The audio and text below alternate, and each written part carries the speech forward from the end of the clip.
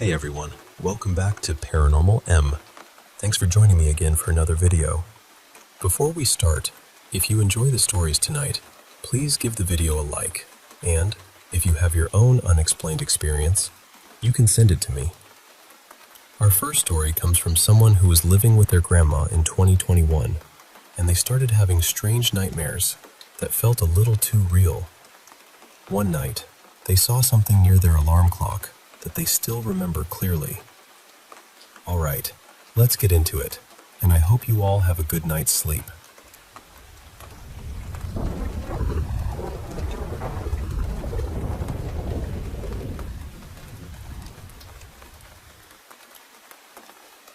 Back in 2021, I was living with my grandma. I was around 12 at the time, and for a few months, I had been having these awful nightmares. Sometimes, in those dreams, it felt like someone was near me. Not a person exactly, more like a spirit or some kind of presence, just hovering close by. I wasn't really religious back then, but my grandma had taught me a short prayer. She told me to say it whenever I felt scared, so I started using it when those nightmares got bad. But one night felt different. I woke up in the middle of the night. I don't know what time it was, but I remember looking toward my alarm clock, and right in front of it, covering the numbers, I saw what looked like an old woman's hand. The strange part was, her hand was moving like she was crushing or smothering something, but there was nothing there. I didn't feel anyone standing near me. I didn't feel breath or movement or anything like that, but I saw it, and it felt completely real. My stomach just dropped. I could move a little, so I pinched my face, hard enough to feel pain, because I wanted to prove to myself that I wasn't dreaming, and I felt it. I was awake. I always slept with the bedsheet pulled over my head, so I pulled it over my face again and started saying the prayer my grandma gave me. I kept repeating it over and over until I finally fell asleep. The next morning, I noticed my bedroom door was open. That bothered me because I always slept with it closed. Always. So seeing it open made me wonder if whatever I saw had something to do with it. I asked my grandma and my mom if either of them had come into my room, opened the door, or touched my alarm clock. They both said no. They told me it was probably another nightmare and that maybe I had forgotten to say my prayers like usual. But I knew it wasn't that. Even at 12, I had a pretty good memory. I still do. I knew what I saw, and I knew how real it felt. So that night, before going to bed, I turned on a small lamp across the room. I said a few prayers before sleeping, hoping that would be enough. But again, I woke up in the dead of night. I was facing my alarm clock, lying on my stomach, the same way I had been the night before. Then I felt it. It felt like someone was climbing onto my bed, not jumping on it, not suddenly, slowly. It felt like their legs were moving into place next to me, pressing close enough that I felt trapped inside my own bedsheets. My stomach dropped all over again. I didn't look. I just closed my eyes and started praying. I kept praying until I fell asleep. The next morning, my clock had been moved. Maybe I had knocked it in my sleep. Maybe it was something else. I honestly don't know. That whole experience stayed with me for a long time because I kept wondering what it was. What if someone who had died nearby was attached to me? What if something was trying to get my attention? What if it wasn't friendly?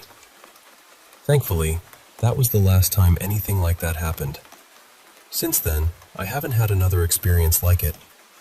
Part of me wonders if I was hallucinating somehow, but another part of me still thinks it might have been a spirit, maybe an old woman trying to reach me for some reason.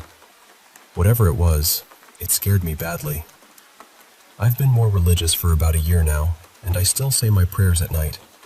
And since that incident, I've been okay.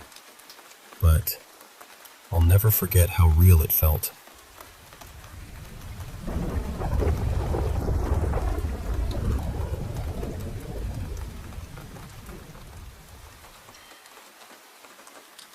I used to work as a hairdresser, and one day I was washing the hair of a woman named Maureen, who owned the little shop beside ours. While I was rinsing her hair, she started telling me about a man she'd once dated years before. She didn't go into every detail, but from the way she spoke, I got the sense he hadn't treated her very kindly. He'd passed away quite a while back, I think while they were still somehow tied up in that relationship. Years went by, and Maureen moved on with her life. She had a family around her, and there was a little girl who sometimes stayed in one of the bedrooms at her house. I can't remember now whether it was her daughter or granddaughter, but she was very young. And this child would sometimes talk about a man in her room. She wasn't terrified of him at first. She'd just mentioned him in that matter-of-fact way children do, like she was talking about a neighbor or someone standing by the window. But the strange part was that when she described him, Maureen realized the description matched her old boyfriend exactly. The same look, the same presence, everything. Then one night, the little girl came running into the main bedroom crying. She said the man had made her get out of bed and wouldn't let her get back in. Maureen got up to go and see what was going on, and just as she was heading toward the child's room, there was this huge crash. The ceiling had come down right onto the bed, right where that little girl would have been sleeping. I'm fairly sure Maureen said it had something to do with a water tank above the room, or something similar giving way. Whatever it was, that bed was crushed. And I remember Maureen saying, in her own way, that he might have been awful when he was alive, but after he died, he finally did something good. I've had a few experiences around this sort of thing myself, especially when my own daughter was little. There was one time when I was in the bath with her. She was only about 2, and suddenly she looked toward the end of the bath and said she could see eyes there. At first, she sounded surprised more than frightened, but when she realized I couldn't see what she was seeing, she became scared. This sort of thing had happened before, so we taught her to tell anything she didn't like to go away. So she started saying, "Go away," again and again. But this time, it didn't seem to work. Whatever she was seeing stayed there. I tried to keep calm. I didn't want to frighten her more, and honestly, when you're a parent, the practical things still have to happen. You still have to wash your child, get them out, dry them. Keep everything ordinary if you can. I've sat in a mediumship development circle before, so my threshold for strange things is probably a bit higher than it used to be. But even so, this felt heavy. I got her out of the bath and took her into her bedroom to dry her off on the floor. She was completely stiff with fear, and as I was drying her, I could feel this pressure bearing down on my back and shoulder, like something was leaning into me, trying to push me away. I kept forcing my shoulder back, and I remember saying, more than once, "Get back." My wife is Central European, and both of us have relatives who've passed. My best guess has always been that it may have been one of her female relatives from an older generation. Someone from a time and place where a father bathing with his little daughter would have been seen as completely wrong, because that was considered women's work. So I don't think it was evil. I think it may have been protective, just far too forceful and completely unnecessary. That's why, when people talk about children seeing spirits or presences in the house, I don't always jump straight to horror film conclusions. Sometimes I think they may be there for protective reasons. Not every presence is trying to frighten you. Sometimes, it might just be someone standing guard in the only way they know how.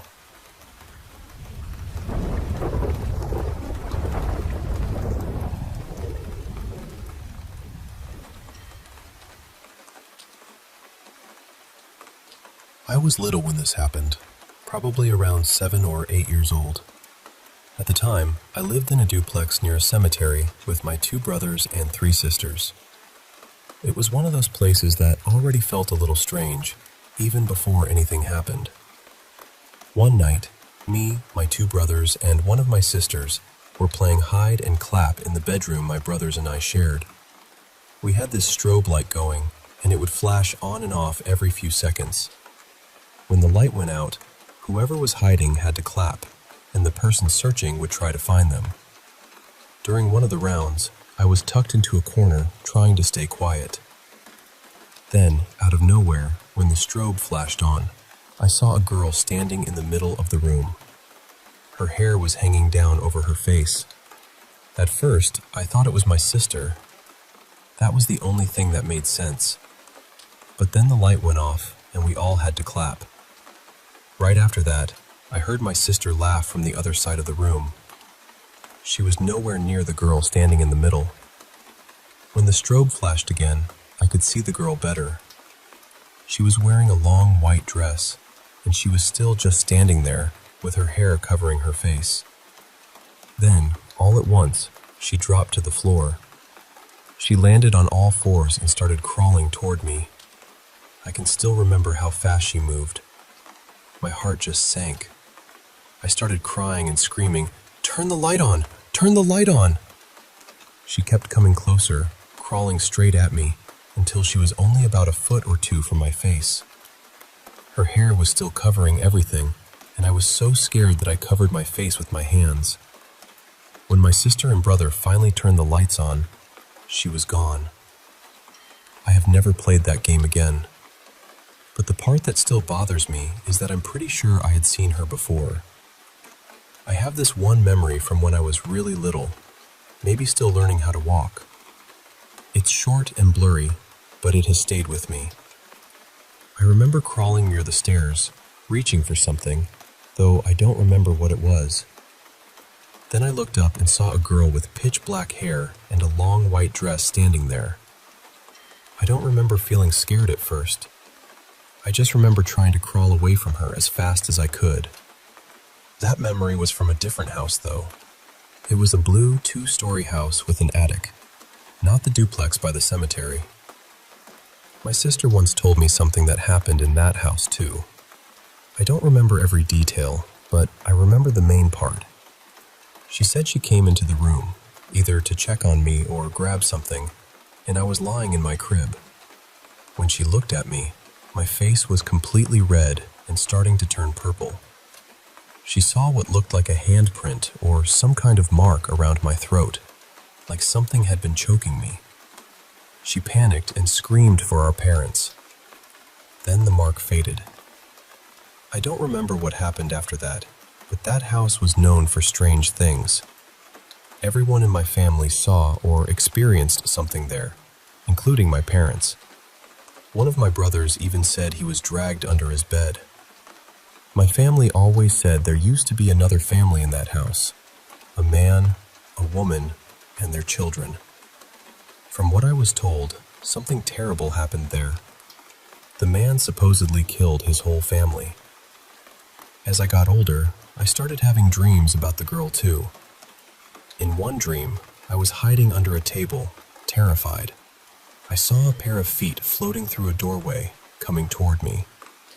Then a hand smashed through the table, and I woke up. In another dream, I was walking down into a pitch-black basement, while someone kept telling me not to go down there. I went anyway. I found a hidden room, and inside it, the girl was sitting on a bed. Then she lunged at me, and I woke up.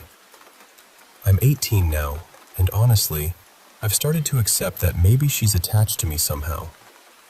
Recently, I was trying to fall asleep when I saw a pitch-black hand rise up from the end of my bed and touch my foot. I shot up and tried to grab whatever it was, but by the time I reached the end of the bed, nothing was there. I've never had suicidal thoughts or anything like that, but I've looked into some things, and some people say a figure like her can represent death. I don't know what to believe. What makes it stranger is that I've had multiple near-death experiences, and every single time, I've somehow been okay. Once, I was hit by a truck and thrown more than 20 feet. I got knocked out, but then I woke up almost immediately and jumped up like my body thought I was still in danger. It felt unreal, almost like something out of an action movie, and somehow, I was mostly fine. Just a few scrapes and a chipped tooth. I've never really understood any of it. I don't know who she is, why I keep seeing her, or why these things keep happening around me. But I feel like I need answers.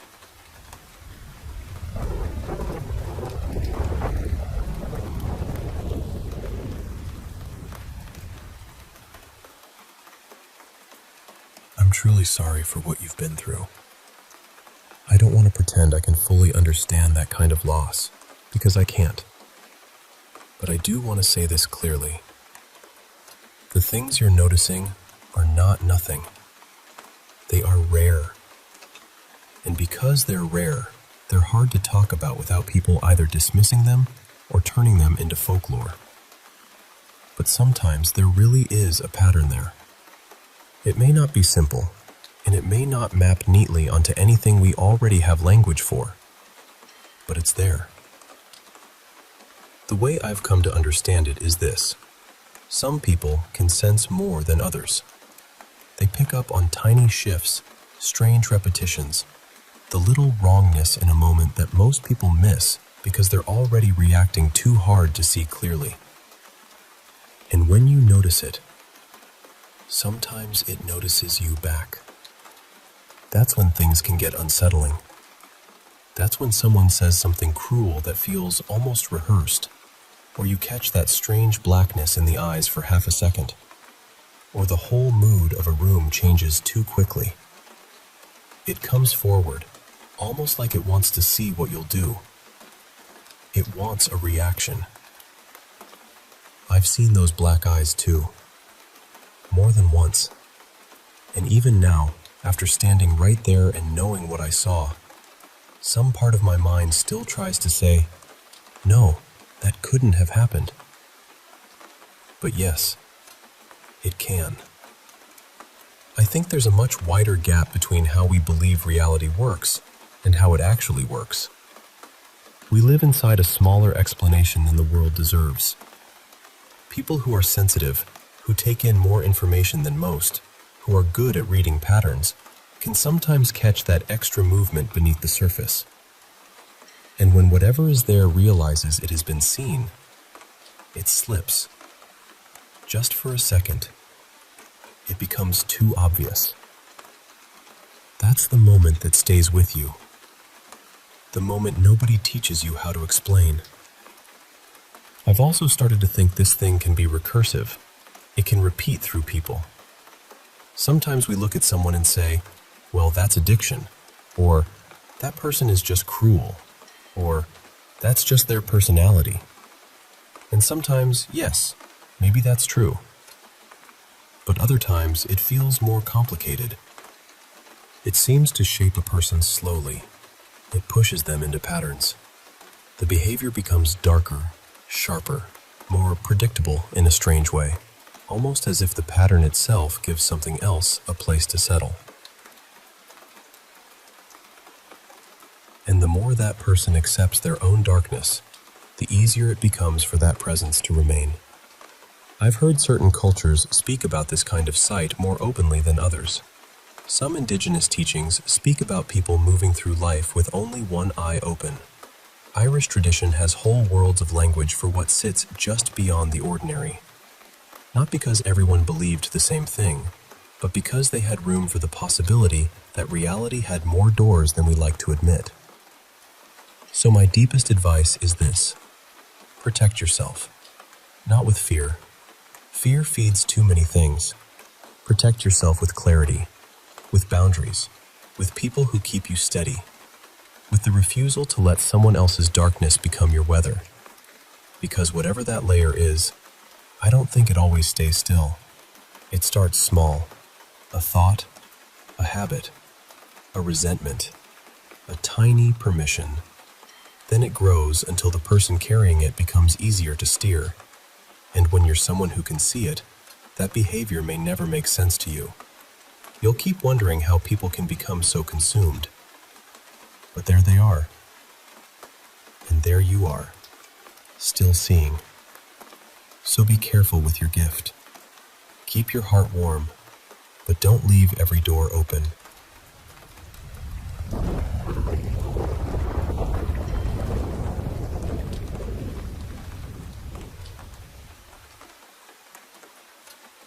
I was staying at a hotel in Cervinia a while back, and the next morning at breakfast, my friend Martin looked like he had not slept at all. He sat down, quiet for a minute, and then told me something that made the whole table feel colder. He said he woke up in the middle of the night in his room. It was completely dark, that heavy kind of dark you only get in unfamiliar places.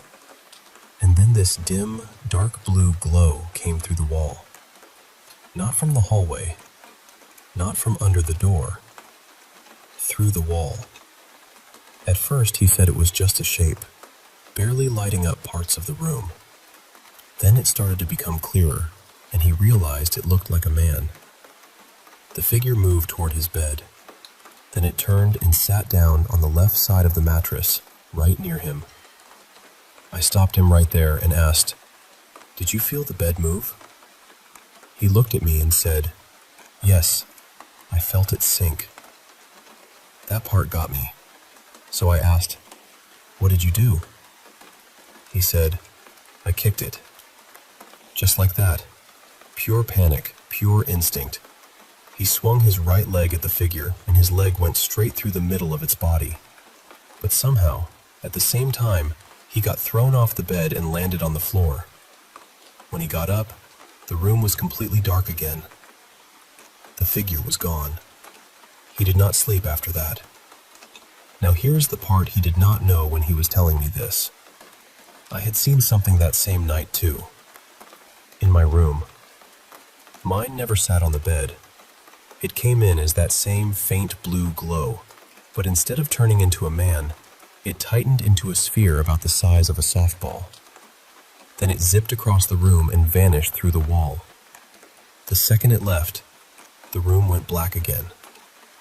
And I know how strange that sounds. I know. But afterward, I actually checked the wall. I looked for scorch marks, burns, heat, anything. The wallpaper was old, and there was not a single mark on it. I touched the wall seconds after it happened, and it felt normal. No warmth. No residue. Nothing.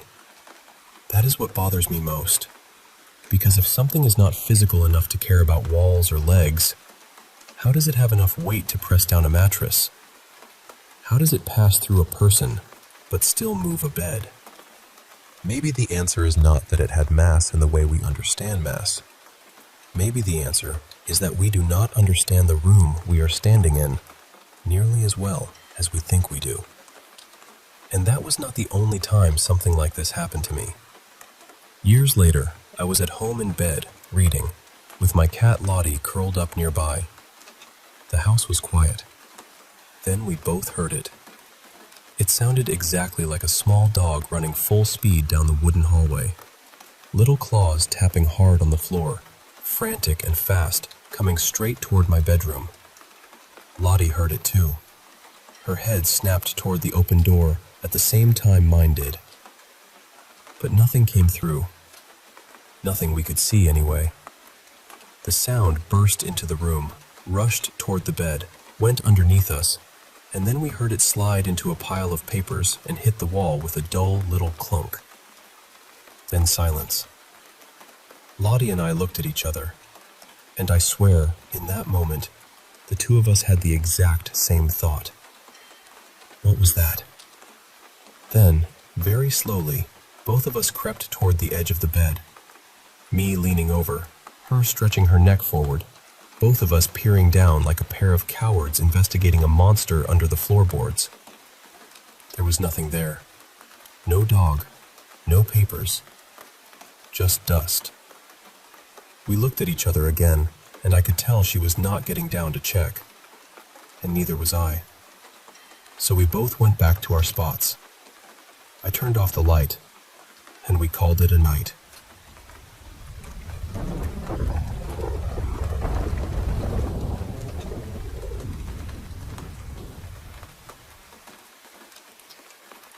I know it can feel strange to talk about experiences that are built out of feelings, intuition, dreams, or those little flashes in the mind that you can't exactly hold up as proof. But I understand what you mean. Sometimes you just know something. There isn't really a way to package it neatly for another person, And honestly, I've never felt much need to convince anyone. I do think there's more to us than we're usually taught to believe. More awareness, more knowledge moving quietly under the surface. A whole underground river of knowing. I've had a few moments like that, and most of them have been connected to family who've passed on. They've come through as feelings, sounds, dreams, half-awake moments, that sort of thing. I'll try to explain a couple of them without making it sound too wild. The day my dad died, I was standing outside the apartment building where I lived at the time. I was on a busy street, but everything around me felt muted. I had been inside trying to pack, trying to function, trying not to completely fall apart. I stepped outside because the grief was just too much. Then, all at once, I saw something in my mind. It was my dad with a group of older male relatives, men I had never actually met because they had died long before I was born. I'd heard so many stories about them, though. They were loud, funny, full of life, the kind of men who seemed to enter a room before their bodies did. And in that moment, I saw them marching up a city street together, laughing, teasing each other, making a big, joyful fuss. My dad was with them. Not lost, not alone, with them. The feeling was very clear. It was almost like they were saying, "We've got him. He's all right. Don't worry, kid." I hadn't been thinking about those relatives at all. I didn't have some deep emotional bond with them, but the image came through so strongly that I couldn't dismiss it. It felt like a message, not in words exactly, but in the way a song can tell you something without explaining itself. Since then, I've had vivid dreams about my dad. Some of them have included other family members too. I've also had moments while awake where I felt him nearby, or suddenly had a word or phrase pop into my mind at exactly the right time. One of the clearest times was the week of my wedding. I was emotional, excited, overwhelmed, and also feeling strangely lonely. I had just been around that side of the family, and a lot of them had traveled in for the wedding. Later, when I got into my car, I had this very distinct feeling that my dad and his brother, Uncle Marcus, were with me. And then the radio started doing something odd. Every song that came on felt hand-picked, not just vaguely meaningful either. These were songs my dad loved, songs my uncle would have laughed at, songs that carried memories or messages. Some of them weren't the kind of songs you usually hear on the radio, and a few I barely knew at all. But together, they made this strange, perfect little playlist. It felt like they were trying to cheer me up. Again, I can't prove that. I wouldn't even know how. But I knew. It had that unmistakable warmth to it, like someone putting a blanket around your shoulders without saying a word. There have been other times when I felt completely surrounded by emotion right when I needed it most. Not dramatic, not frightening, just held. I really believe the connection between us and the people we love is strong, and I don't think it simply disappears when they're no longer here in physical form. My dad's side of the family always believed in things like that. They talked about signs, dreams, visits, and messages as if they were a normal part of life. Other sides of my family didn't really share that view, and my in-laws definitely didn't. So maybe part of it is that I was taught to notice those things. Not to force them, not to invent them, but to recognize the shape of that kind of communication when it came. I also lived in York for several years. I'm not English, but that city has such an old, layered feeling to it. Medieval streets, narrow passages, stones that seem to remember everything. There were times there when I felt something I couldn't explain. Once while turning down a crooked little side street at dusk. Another time when a visiting friend talked me into walking through an old churchyard late on a snowy night, which I absolutely do not recommend. And once, just walking home, a sudden rush of wind came down the street, and I felt this cluster of presences move past. Not threatening, not interested in me really, just passing through with purpose, as if they were headed somewhere else. The strange thing is, these moments never happened when I was trying to have an experience. I wasn't looking for ghosts or signs or anything mystical. Most of the time, I was just going about my day, thinking about groceries or weather or what I needed to do next.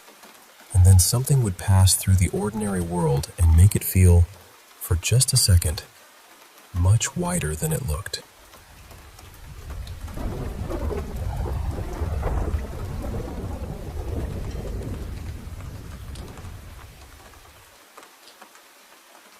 I need you to really listen to me, because I know how this is going to sound. This started right after winter break during my junior year. Our old assistant principal had retired before the holidays, and when we came back, the school held this assembly to introduce the new one. Her name was Ms. Balin. The strange thing was, nobody knew anything about her. And I mean, nobody. At our school, that was unusual. Most staff came from nearby districts, or at least someone had a cousin or sibling who had heard of them. But Ms. Balin? Nothing. Some friends and I searched her name online. Job sites, school pages, social media, old staff directories. There was no trace of her anywhere. We figured maybe she came from farther away. Maybe she just kept a low profile. Then we met her. She walked onto that stage on January 7th, smiling like she had practiced it in a mirror for years. She looked almost too polished. Her hair was perfect. Her clothes were perfect. Her teeth were so white they barely looked real. And her voice bothered me most. It was warm, but not natural. Smooth, but empty. Like she knew exactly which words a normal person would say, but not why they would say them. I told myself I was being dramatic. Nobody else seemed uncomfortable. About a week later, a kid named Mason got sent to the office during third period for talking back to the teacher. He grabbed his backpack, rolled his eyes, and walked out. That was the last time anyone saw him alive. At first, the police said he must have run away before reaching the office. Conveniently, every hallway camera between our classroom and the office had been off at that exact time. The school called it a technical issue. I didn't believe that. I told a couple of my friends that I thought Ms. Balin had something to do with it. They looked at me like I needed sleep. Maybe I did. I wanted them to be right. 2 weeks later, they found Mason in the woods behind the school. I won't describe everything. I can't. But they said no animal could have done that much damage that quickly. After that, I stopped doubting myself. One afternoon, I stayed late at school pretending to work on a history project. Really, I was waiting for Ms. Balin to leave. When she finally walked out, I followed at a distance and watched her get into her car. She drove away. Then the car vanished. Not turned a corner, not disappeared behind a truck. It vanished in the middle of the road, like someone had erased it from the world. I sat there in my own car, shaking so badly I could barely hold my phone. I called the district office and asked about our new assistant principal. The woman on the phone paused. Then she said, "I'm sorry, who?" I repeated the name, Ms. Balin. She told me they had no record of anyone by that name working for our school. That was when I called the police. They found one address in the city connected to that last name. When they broke in, the house was empty. Not abandoned. Empty. No furniture, no clothes, no dishes. Nothing. Just walls and dust. I should have gone home after that. I should have stayed with my parents. I should have done anything except what I did next. But I went back to the school. I parked across the street before sunrise and waited for her to arrive. She didn't come in a car. She came out of the woods. I watched her step between the trees in that neat coat and those polished shoes, smiling to herself like it was completely normal, like she belonged there more than she belonged anywhere else. I called the school right away. The principal, Mr. Montrell, picked up. I was yelling before he could even finish saying hello. I told him to lock the doors, barricade them, keep everyone away from her. Then I heard him say, calm as anything, "Good morning, Miss Balin." Those were the last words I heard from him. I drove. I didn't know where I was going. I just knew I had to get away from that building, away from those woods, away from her. A few hours ago, they found Mr. Montrell's body. I'm sitting in a gas station parking lot right now, typing this with my hands shaking so hard I keep missing the keys. And a minute ago, from inside the store, I heard the cashier say, "Good evening, Ms. Balin."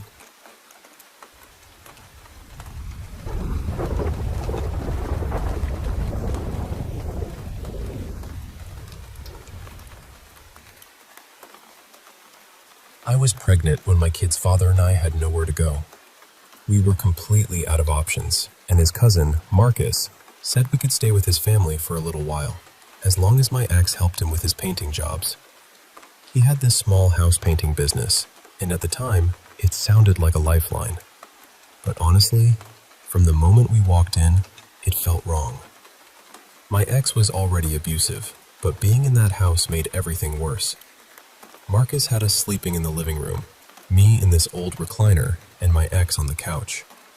I was pregnant, exhausted, scared, and trying to survive in a place that felt like it hated everyone inside it. The energy in that house was awful, heavy, dark, like the air had teeth. It became obvious pretty quickly that Marcus had relapsed, and the whole family situation was toxic. There was a child in the house who was being neglected, and I felt trapped watching it happen. I had nowhere else to go, so I just tried to keep my head down. They would leave me alone there for hours. Somehow, I became the person cleaning up after everybody. Sometimes I was even expected to cook dinner, but the dinner was only for their family. I was not allowed to eat it. I was also told I could only take 5-minute showers. And listen, I was pregnant, miserable, and aching everywhere. So one day I took a real shower. Maybe 20 minutes. Warm water, peace, just a tiny piece of being human again. Marcus punished me by removing the entire shower head. Yes, the whole shower head. I did eventually get away from my ex, and I gave birth somewhere safe. But those few weeks in that house were something else. Aside from the people, there was something deeply wrong with the place itself. The first thing my ex and I noticed was the staircase. There was just something about it. It looked dark even during the day, like light didn't really touch it. Later, Marcus's wife, Carla, told me she had once felt like something shoved her near those stairs, and she almost fell. While I lived there, I kept seeing people out of the corner of my eye. I would turn, expecting someone to be there, and the room would be empty. Sometimes it really was a family member walking past, because there were several people living in the house. But other times, nobody was there. I also saw these black shapes low to the ground, almost like blobs with legs, darting across the floor. At first I thought it was one of the dogs, but then I would realize the dogs weren't even inside. And those poor dogs were neglected too. I started feeding them and letting them outside because otherwise they would be stuck in the house, having accidents.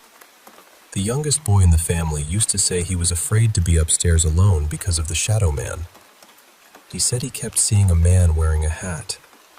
Another nephew who lived in a back bedroom said the curtain over his closet would move by itself, even when the window was closed.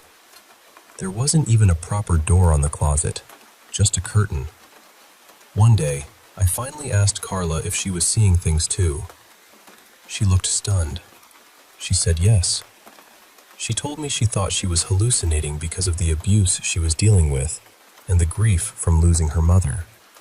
The relief and fear on her face when she realized other people were seeing it too, I will never forget that.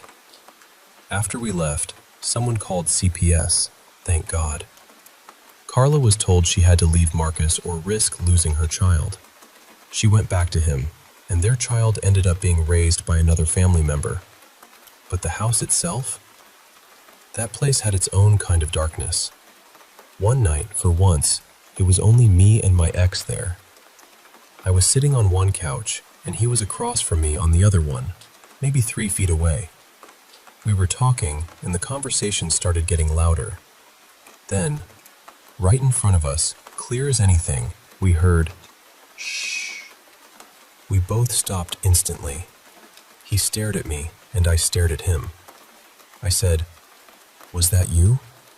He said, "No. You heard that too?" I said, "Yes." There was nobody else in the house. Another night, I had left a bag of oranges in the car, and because I was pregnant, I wanted them so badly it felt like a mission. The problem was, I hated the front porch. I avoided it whenever I could. It always felt dark and strange, like something was sitting out there waiting. But I really wanted those oranges. So I told myself I would just hurry. I waddled across the house, went outside, grabbed the bag from the car, and turned around. That's when I heard a deep growl coming from the bushes. Not a little animal sound. A deep growl. I ran back inside as fast as my pregnant body would let me. Then I checked to make sure none of the dogs had been left outside. They were all inside. That house felt like it drained people, like it pulled the life out of everyone who stayed there. We weren't there long, but every single day felt haunted, traumatic, and heavy. And for some reason, the bathroom mirror scared me more than almost anything else in that house. I still don't know what was in there, but I know that house was not empty.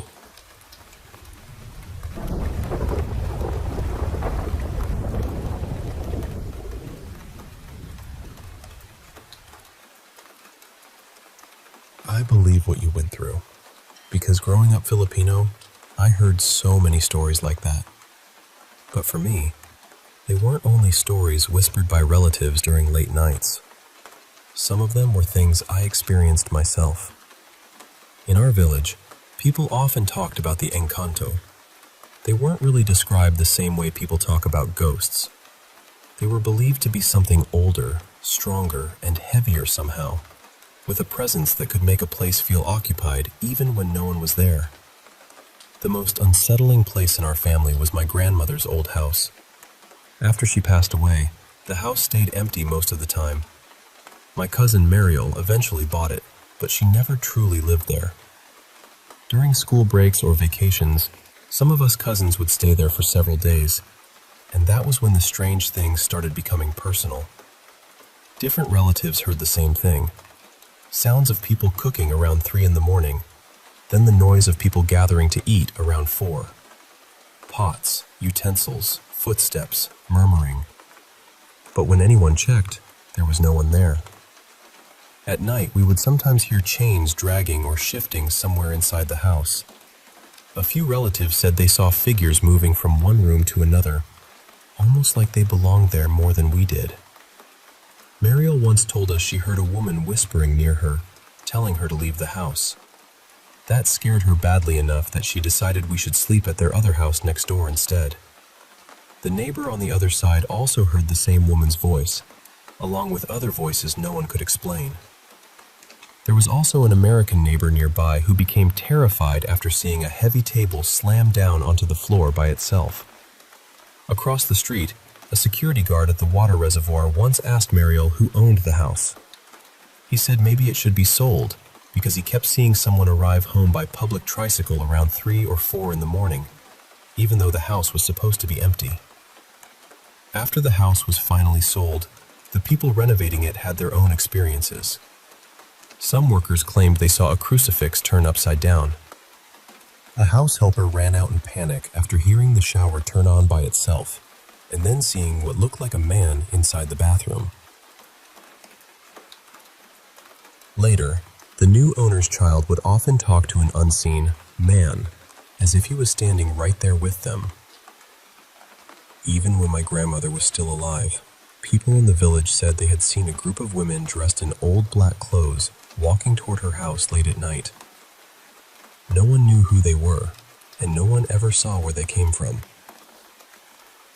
Our own home was only about 5 houses away, and things happened there too. I once saw a dark shadow peeking into the house in the afternoon. It wasn't nighttime, and I wasn't half asleep. It was broad daylight, which somehow made it worse. There was also a pregnant tenant in the house who was often visited by what people called the walk-walk. My mother once experienced all the doors and cabinets slamming shut at the same time. My brother said he saw bloody arms outside a window, and on another occasion, he saw what looked like a sheep's head on a man's body.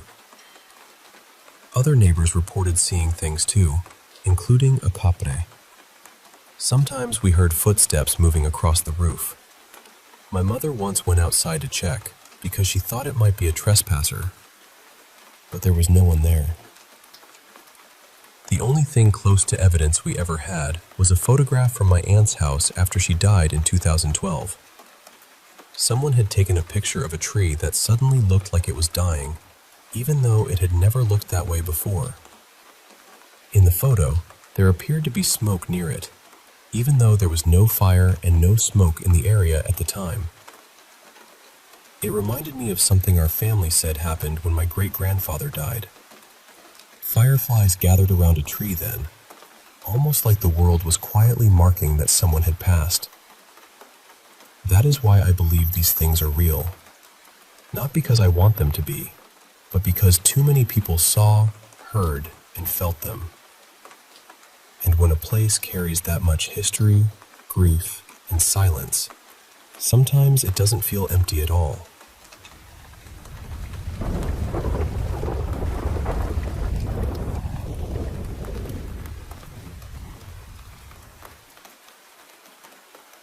I just wanted to say this, because I know how easy it is for people to dismiss stories like this. Sometimes online, people downvote something just because it is longer than they feel like reading, or because it does not fit neatly into what they already believe. But honestly, that says more about them than it does about the person sharing. The things I saw when I was young were real to me. I know what it feels like to see something you cannot explain, and I know how unsettling that can be. One of those memories involved something outside a window, and another involved dogs I have never been able to forget. And I mean that. I have done paranormal investigations for years now, and not much really scares me anymore. I have been in places where the atmosphere felt heavy, where something genuinely dark seemed to be present. But those dogs scared me more than anything else I have ever encountered. I wish cameras had been as easy to grab back then as they are now. Maybe I would have some kind of proof, or at least something to study later. To this day, I still do not know whether those dogs were physically there, whether they were an apparition, or whether they were somehow showing themselves to me through my mind's eye. But whatever they were, they made real sound. The snarling and growling were not just in my head. My dad heard it too, and he came to my room quickly because it had been going on long enough for him to know something was wrong. If I had been the only one aware of it, I do not think he would have reacted the way he did. Being a paranormal investigator has taught me to be careful. You have to look for normal explanations first. You have to do your due diligence before calling something paranormal. But even back then, before I knew any of that, my dad and I tried to figure out what had happened. We looked for explanations. We talked it through. Neither of us could make sense of it. What meant a lot to me was that my dad did not just brush me off. He did not treat me like I was making it up or being dramatic. He believed that I had experienced something, even if neither of us could explain what it was. That stayed with me. I do wonder if you ever talked to your parents about what you saw. I am sorry if you already answered that somewhere, but I am curious what they thought. Did they believe you? Did they try to explain it away? And was there ever anything else strange that happened in your home? The house I grew up in definitely had activity. Now that I am older, and after years of research and first-hand experiences, I have started to think the land itself may have had something to do with it. There was a Native American burial ground only a few hundred feet away, and I have wondered whether the area around our house was once considered sacred. I have also wondered whether there might have been some kind of doorway or energy point in or near the house. I know that sounds strange, but the activity never followed one simple pattern. It would happen in bursts. Things would be active for a while, then everything would go quiet. Then something completely different would happen later. I do not claim to know everything about the paranormal. I honestly do not think anyone does. But after everything I have learned and experienced, that is the conclusion I keep coming back to with that house. Every place is different. Every night can be different. And the more I learn, the more I realize how much there still is to understand.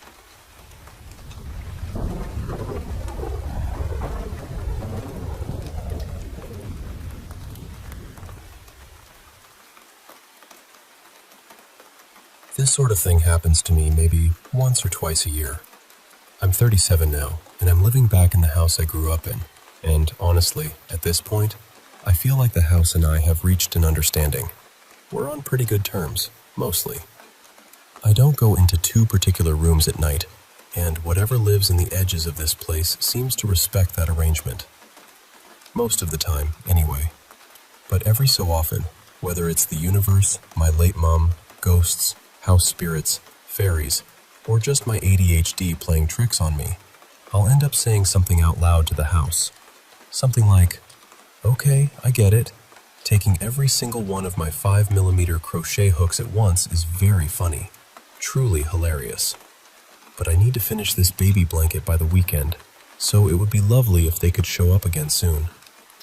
And sometimes, they do. Right now, though, I'm a bit annoyed with whatever vague house force is running the lost and found department, because it still won't give back something I need for selling my crochet pieces. When I was growing up, I was terrified of this house. I was absolutely convinced it was haunted. But as I got older, it started to feel less simple than that. The main bathroom always felt playful, but in a mean little way. Pushy, testing boundaries. The formal lounge room, though, felt different. Quieter, heavier, wrong in a way I've never really been able to explain. The bathroom was the one that made itself obvious. When I was a teenager, my friends, my sisters, and I all had strange things happen in there.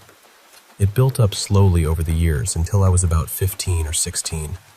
My bedroom was near the toilet, which was its own separate little room, and then the bathroom was just beside that. It honestly felt like whatever was in there was getting bolder.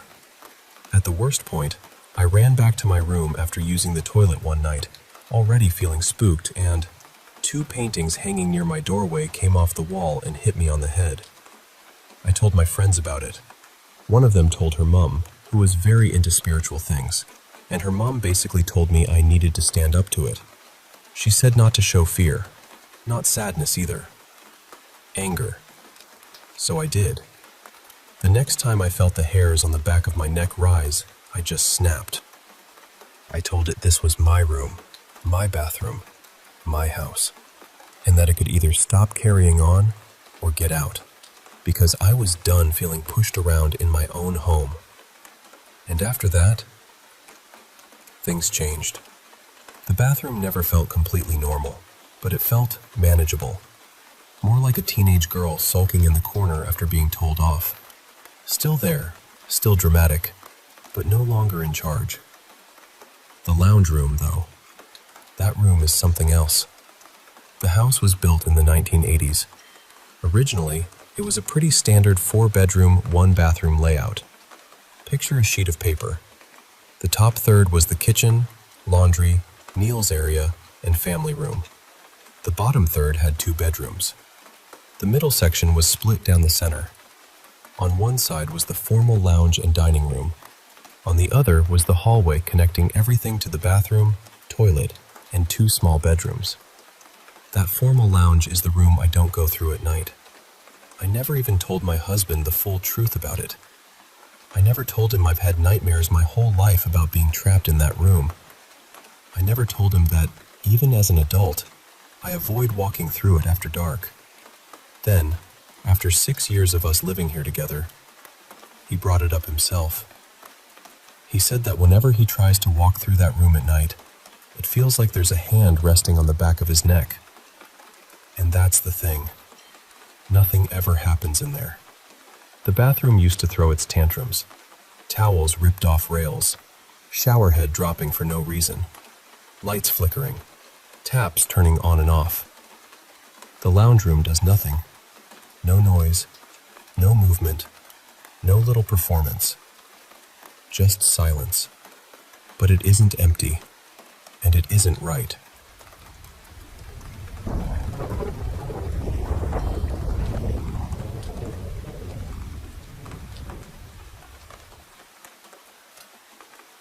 A few years ago, I was driving from South Texas up toward Kansas City, taking I-35 most of the way. It's one of those drives that feels like it goes on forever, and I usually prefer doing it at night. Not because I loved night driving, exactly, but because I hated dealing with the chaos of Austin and Dallas traffic. At night, the road felt calmer, quieter, easier to breathe through. I crossed into Oklahoma a little after midnight. Once you get deeper into the state, there's this long, flat stretch of interstate that feels almost abandoned. 2 lanes going north, 2 lanes going south, and a wide, grassy median between them. There are little towns scattered here and there, but for long stretches, there's just darkness and road. By around 2 in the morning, I was somewhere in that empty middle. There was no moonlight to speak of, no glow from a town nearby. I hadn't seen another car in what felt like ages.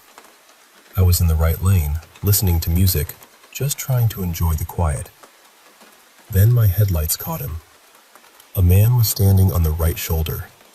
He was close enough to the road that I startled hard and swerved into the left lane without even thinking, just to put more space between us. He didn't move. I was going highway speed, so I couldn't see his face clearly, but I could see him well enough. He was a man, standing there facing the interstate, wearing jeans and a plaid button-down shirt. After the initial shock passed, something else hit me.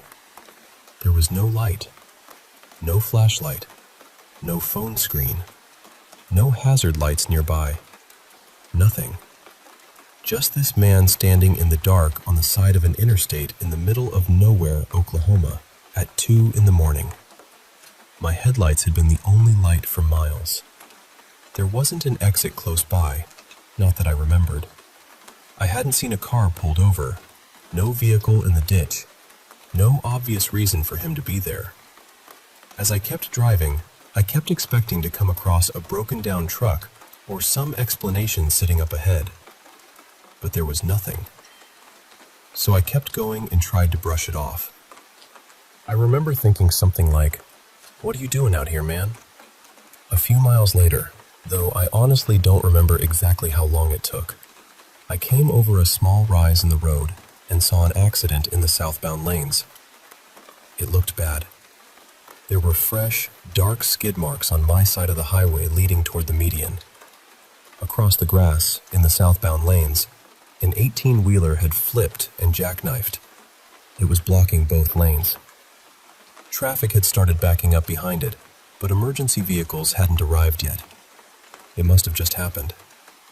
I assumed the truck had been heading north, lost control, crossed the median, and ended up on the other side. I remember paying close attention to the mile marker and a nearby town sign because I knew I'd want to look it up later. Partly because I'm curious by nature, and partly because I really wanted to know whether the driver made it. Not long after that, I got off at the next exit and slept for a while.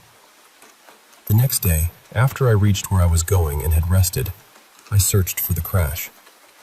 By then, I had almost forgotten about the man on the shoulder. I typed in something like, I-35 crash Oklahoma mile marker near town, with the date. A few articles came up, but they weren't about the overturned 18-wheeler. They were about another accident that had happened almost exactly 24 hours earlier. Same mile marker, same stretch of road, but in the northbound lanes. According to the articles, a semi had slowed or stopped in the right lane, and a man named Daniel had been driving a pickup behind it. He hit the back of the semi at high speed and died on impact. That's when I realized those skid marks I'd seen were probably from that crash. Then I saw his picture. In the photo used in one of the articles, Daniel was wearing a plaid button-down shirt. Same colors. Same pattern, at least as far as I could tell, as the man I had seen standing on the shoulder the night before. I've tried for years to explain it away. Maybe I imagined him. Maybe I was more tired than I realized. Maybe my brain saw something ordinary and stitched it into something strange afterward. Maybe it was just coincidence piled on coincidence until it looked like something else. But I've never fully shaken it. Because what are the odds of two serious accidents happening at almost the exact same mile marker, almost exactly 24 hours apart? What are the odds that a random man would be standing there, in the dark, in the middle of nowhere, with no light, no car, no clear reason to be there? And what are the odds that he'd be wearing the same kind of shirt as the man who had died there the night before? Why didn't he move? Why didn't he react when my car passed him? Why was he just standing there, looking toward the road? I don't have answers. I probably never will. But every now and then, I still think about him. I think about the man who died there and the people who loved him. I think about how quickly a life can end on an ordinary stretch of highway. And I think about how the world doesn't always care whether we can explain it. Maybe it was nothing. But maybe it wasn't.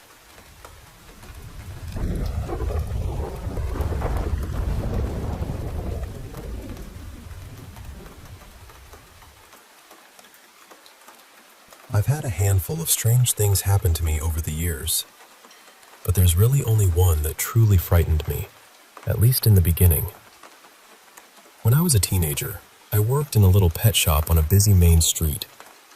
Most of my shifts were after closing, so it would just be me in there, cleaning cages, feeding the animals, and letting the cats wander around the shop for a bit.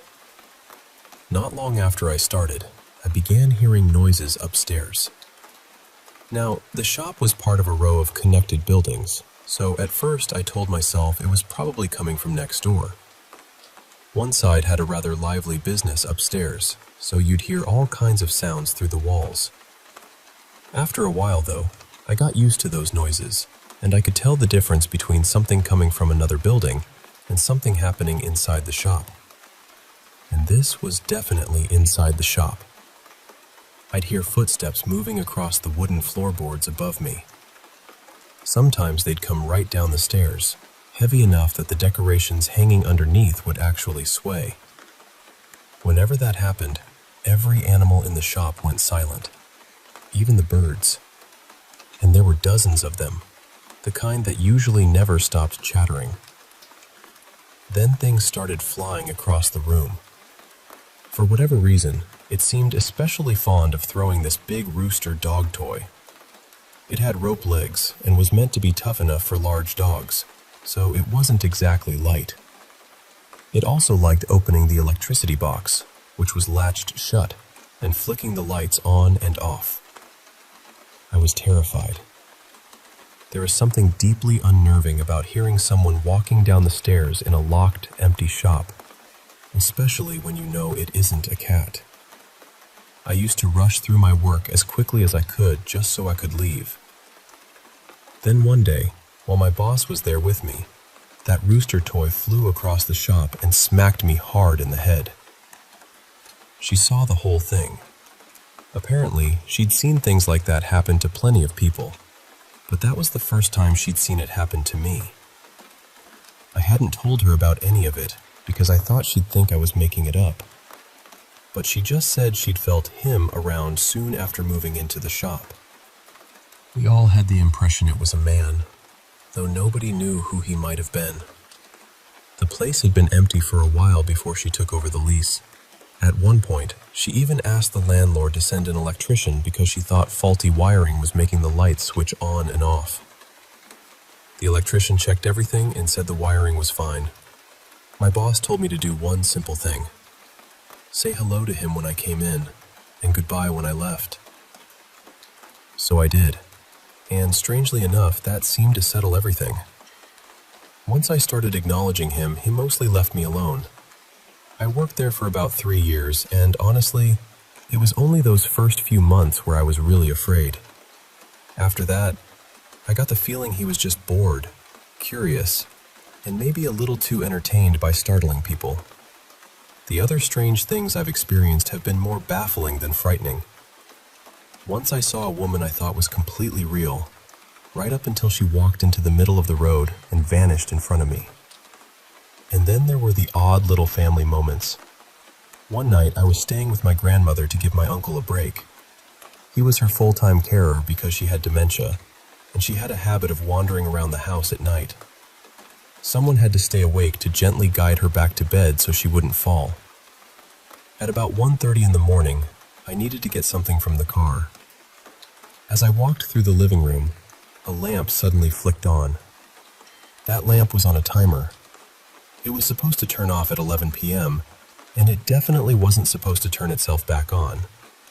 But strange things had always happened in that house, so I actually laughed and said out loud, "Nice try, but it takes more than that to scare me off."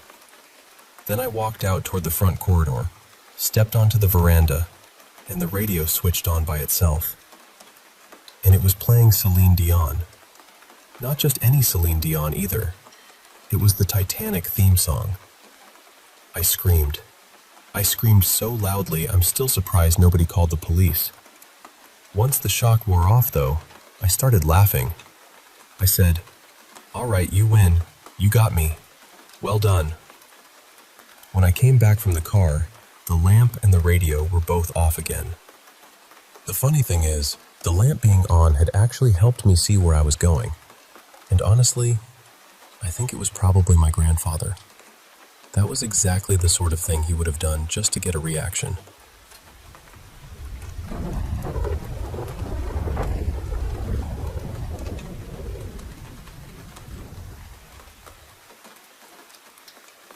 Over the years, I've had a few strange things happen that I still think about now and then.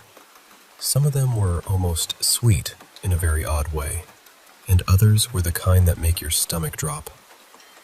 The first one is probably the most harmless. We had a family cat when I was younger, and I swear, on 2 separate occasions, that cat said, "Hello." Not a meow that sounded a little bit like hello. I mean a proper little hello, with this fancy English accent, which made it even stranger. My sister heard it once, and I heard it another time.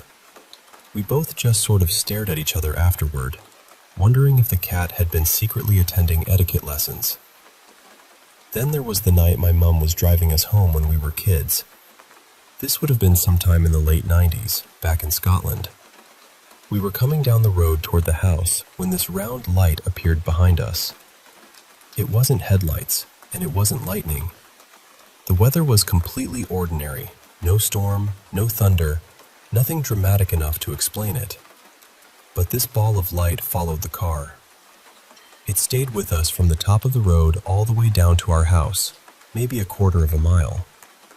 My mom pulled up outside, handed us the door key, and told us to run inside. And believe me, we ran. We were absolutely terrified. The kind of scared where your legs move before your brain catches up. Years later, I moved into a brand new flat with my boyfriend at the time. We were the first people to live there, so you'd think it would feel fresh and empty. But from the very first week, we kept hearing footsteps in the hallway, little noises at night, and then one afternoon, something happened that I still can't explain. A spatula was sitting on the kitchen counter. Nobody was touching it. Suddenly, it flew across the room with so much force that it hit the wall. Not slid, not fell, flew. I used to wonder if whatever was in that flat didn't like us being there. Or maybe it just didn't like my boyfriend. Honestly, looking back, it may have had good taste. He turned out to be awful, and he's not in my life anymore, thank goodness. Maybe the spirit was trying to wave a giant, invisible red flag at me. But the scariest thing happened a few years ago when I went to stay at my parents' house. Normally, I sleep upstairs in my old childhood bedroom, but my mom had been painting in there, so she told me to sleep downstairs in my brother's old room instead. We've all moved out now, so it's just my parents in the house these days. That first night, I got into bed, settled in, closed my eyes, and within seconds, something tapped me on the shoulder. Usually that would have sent me flying out of bed, but for some reason, I stayed calm. My parents' house is really old, and we've always joked that there are a few friendly spirits hanging around. So I told myself I was tired, maybe half dreaming, and I went to sleep. The second night, I got into bed again, and within a few minutes, something grabbed my ankle. This time it felt firmer, more deliberate, and I had this thought, clear as anything, that it was almost like someone was asking, "Who are you?" I remember thinking, right, whatever this is, it thinks I'm not my brother, and it doesn't recognize me. I was more unsettled that time, but I still managed to convince myself there wasn't much I could do about it. So somehow, I went to sleep again. The next day, I drove back to my own flat, about an hour away. That night, I was getting ready for bed. My flatmate was in the next room playing video games and chatting with his friends, so everything felt completely normal. Then I felt it again. This time, something grabbed my thigh. That was it. I properly panicked, because now it wasn't just in my parents' house. Whatever had been in my brother's old room had followed me home. I ran into my flatmate's room, completely shaken, and when I told him what had happened, he just looked at me and said, "Well, close the door. I don't want the spirit in my room." Which, honestly, was both the least helpful and funniest thing he could have said. The next day, I messaged our family group chat and told them what had happened. My brother, being completely casual about the whole thing, replied, "Oh yeah, that's always been in my room. It's not malicious, just nosy." And that was the strange part. It wasn't just that I'd felt something 3 nights in a row.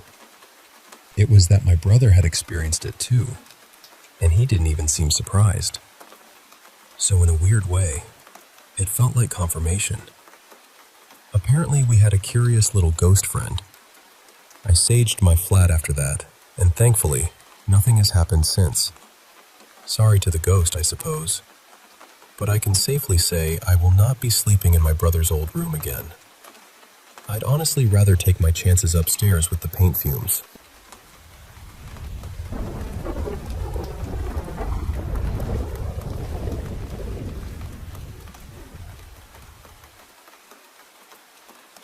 Hey there. I want to share with you this really strange experience that my best friend Mercedes and I had. I'm going to use fake names to keep things comfortable and anonymous. Mercedes is my best friend of many years. Izzy is her oldest daughter, and Ryan is her son. This all started back in 2016 when I was living in an apartment with Mercedes and another friend of hers. One night, I was home with my kids and the roommates were out. I saw my son walk past a slightly open door, but when I checked, he was fast asleep on the couch.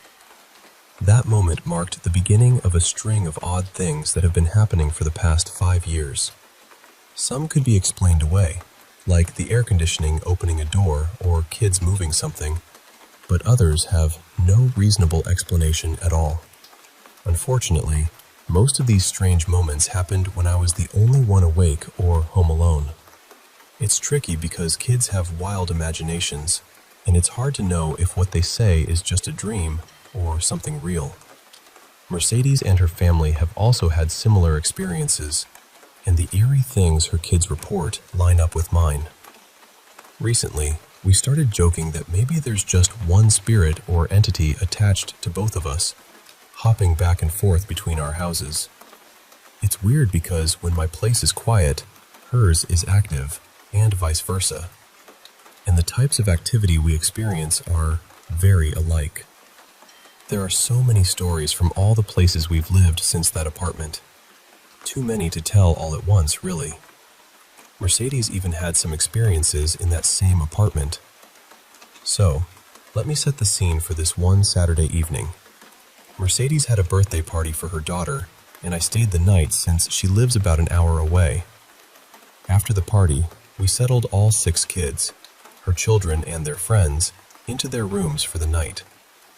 Her boyfriend had their toddler with him in their bedroom, so it was just Mercedes and me wandering around the house. Now, the layout is important here. All the bedrooms and a bathroom are in one hallway that ends at the back of the house. At the other end of this hallway, sharing the left wall, is the kitchen.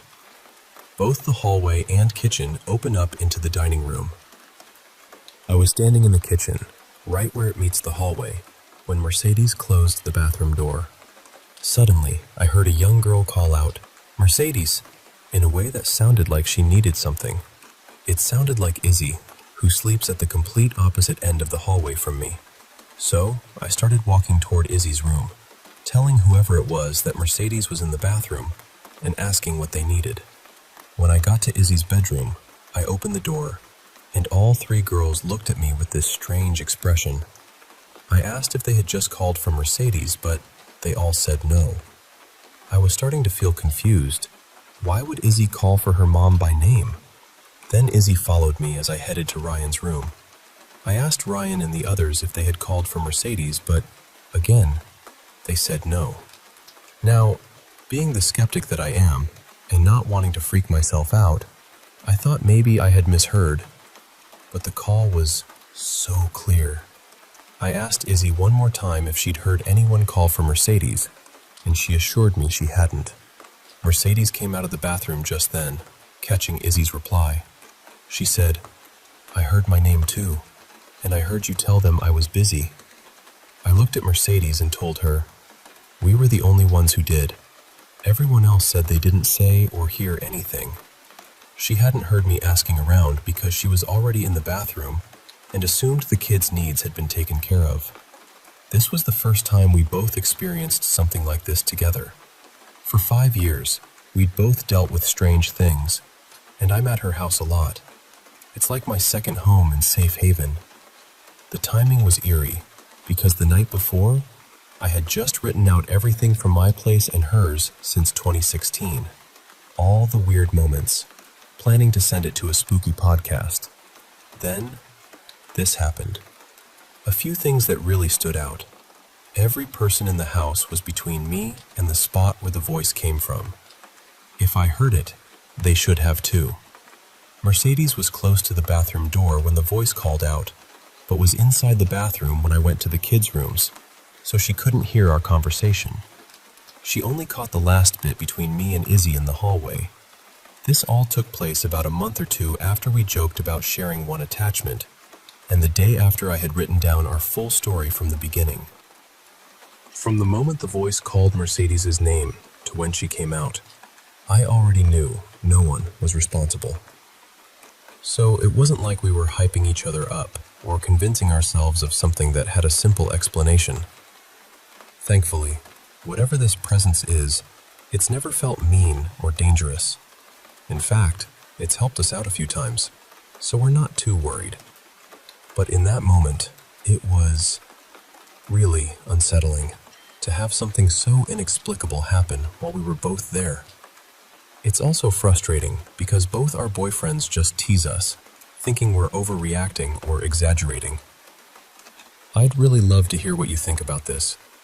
I'm open-minded, but also cautious. There's always the chance that whatever's going on is something we don't understand yet. But there's also the chance it's nothing supernatural at all. It's just hard to ignore when things line up so perfectly and feel so real.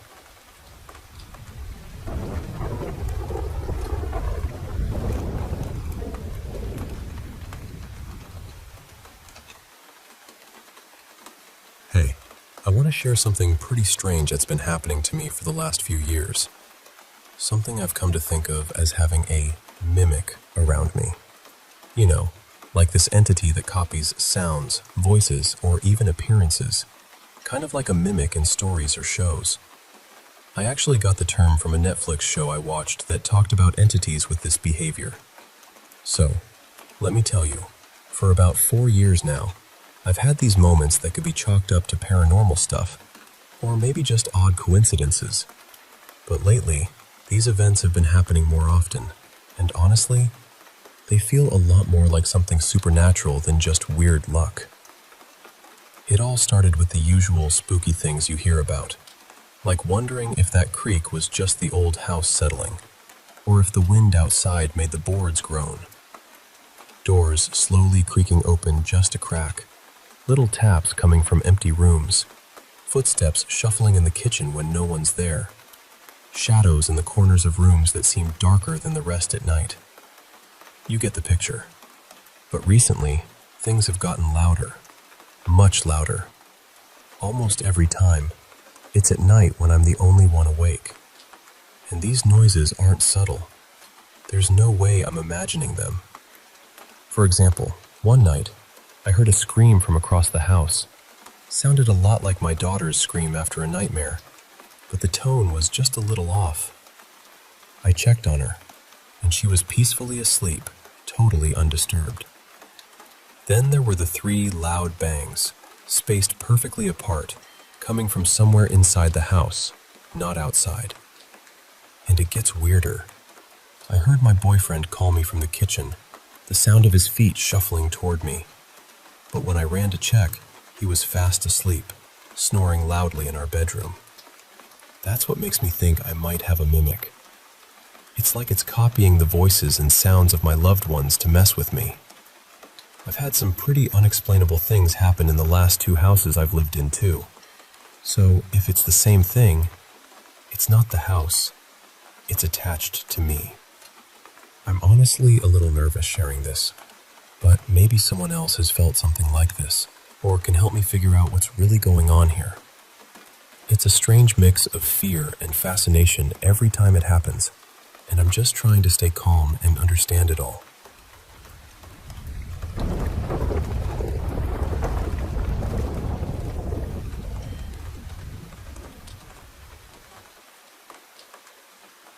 Growing up, paranormal stuff was talked about in my house more often than church was. Not in a dark, dramatic way, though. It was almost playful, like a family version of I Spy. We were always looking for signs from people my mom had lost. If we got stuck in traffic and passed an accident, the reaction wasn't, "That poor person, how awful." It was more like, "Good thing we stopped for gas before we left, because that would have been us." So I want to say that first, because I know I was raised to read meaning into things. As an adult, I'm fully aware I can take something totally ordinary and spin it into some grand, neon-lit revelation. But there are 3 things I still can't explain away. The first happened when my grandfather died. He was Catholic, so there was no autopsy. We knew his liver was probably failing because he had turned jaundiced, but we never got a neat answer. About a month before he passed, hospice called the family in because they thought he was close to the end. He had this last, clear moment where he told my grandmother, very upset, to tell him to leave. He was talking about a man in the room that nobody else could see. After that, he slipped into that state hospice nurses warn you about. Barely conscious, that awful, rattling breath. All of it. My siblings and I went to say goodbye, and my dad was completely falling apart. I was around 9, and I remember praying, just silently begging God to give my dad more time because he wasn't ready.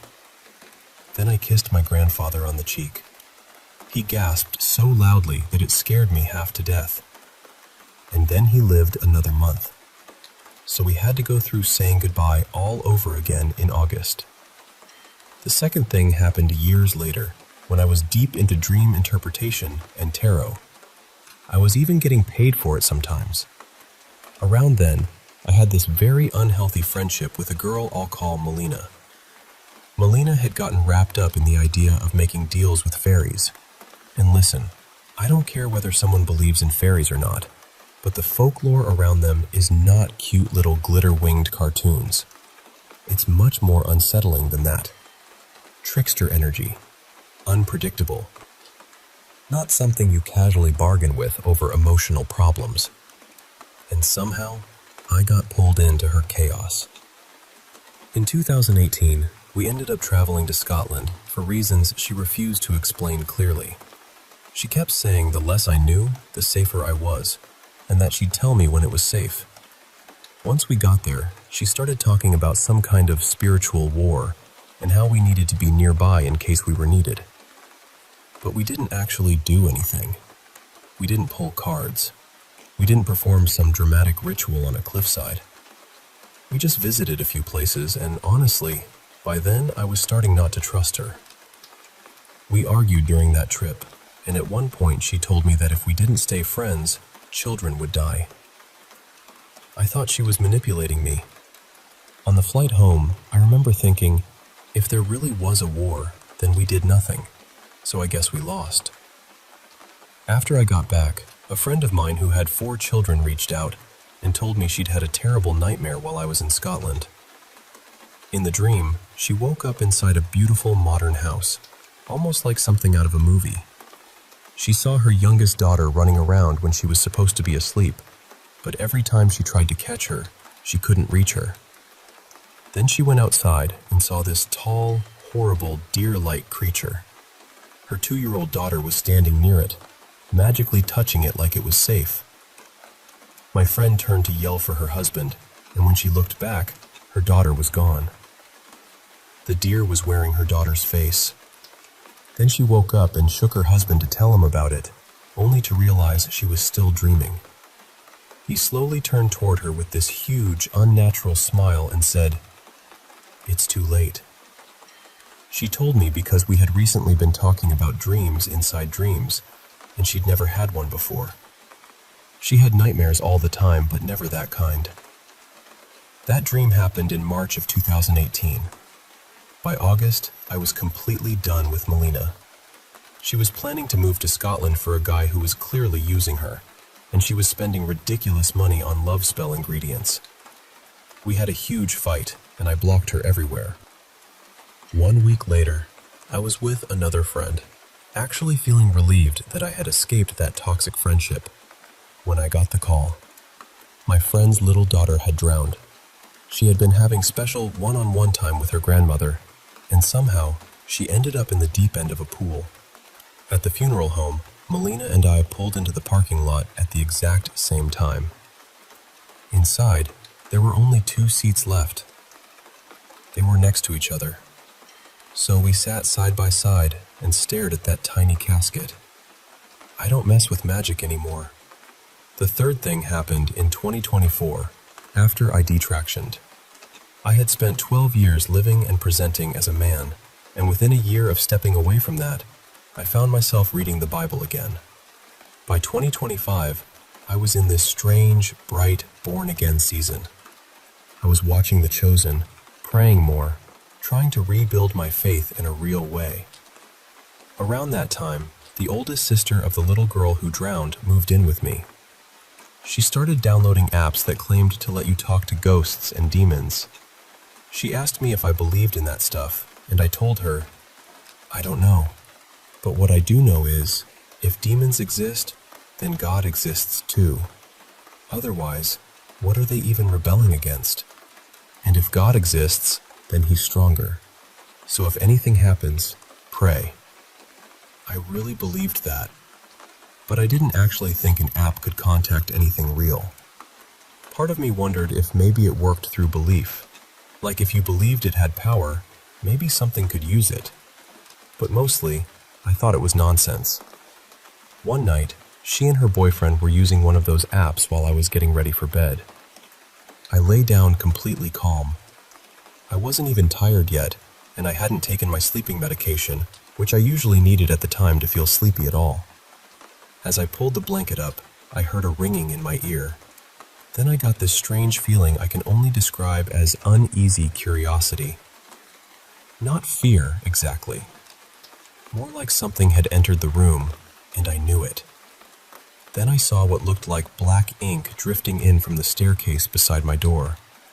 It floated into my room and hovered over my sheets. I know how ridiculous that sounds. It looked like a bad horror movie effect, except it was happening right there in front of me. I started saying the Lord's Prayer, and it slowly disappeared. Not dramatically, no shriek, no blast of light. It just faded, like smoke losing interest. I wasn't scared. I wasn't half asleep. I wasn't hallucinating from medication because I hadn't taken any yet. The only context was that a 17-year-old and her boyfriend had been playing with a creepy app downstairs. Honestly, the whole thing felt almost embarrassingly cliché, like a budget Ouija board haunting. Except whatever that ink-like thing was, it seemed about as uninterested in the situation as I was. I know the only proof I have is basically, please trust me. I get that. But out of all three events, the ink thing is the one I think about the most. Maybe because it was the most visual. Maybe because it was so quiet. Maybe because it didn't feel threatening, just present. And the strange part is, all three of these things happened in August. I still don't know what to make of that.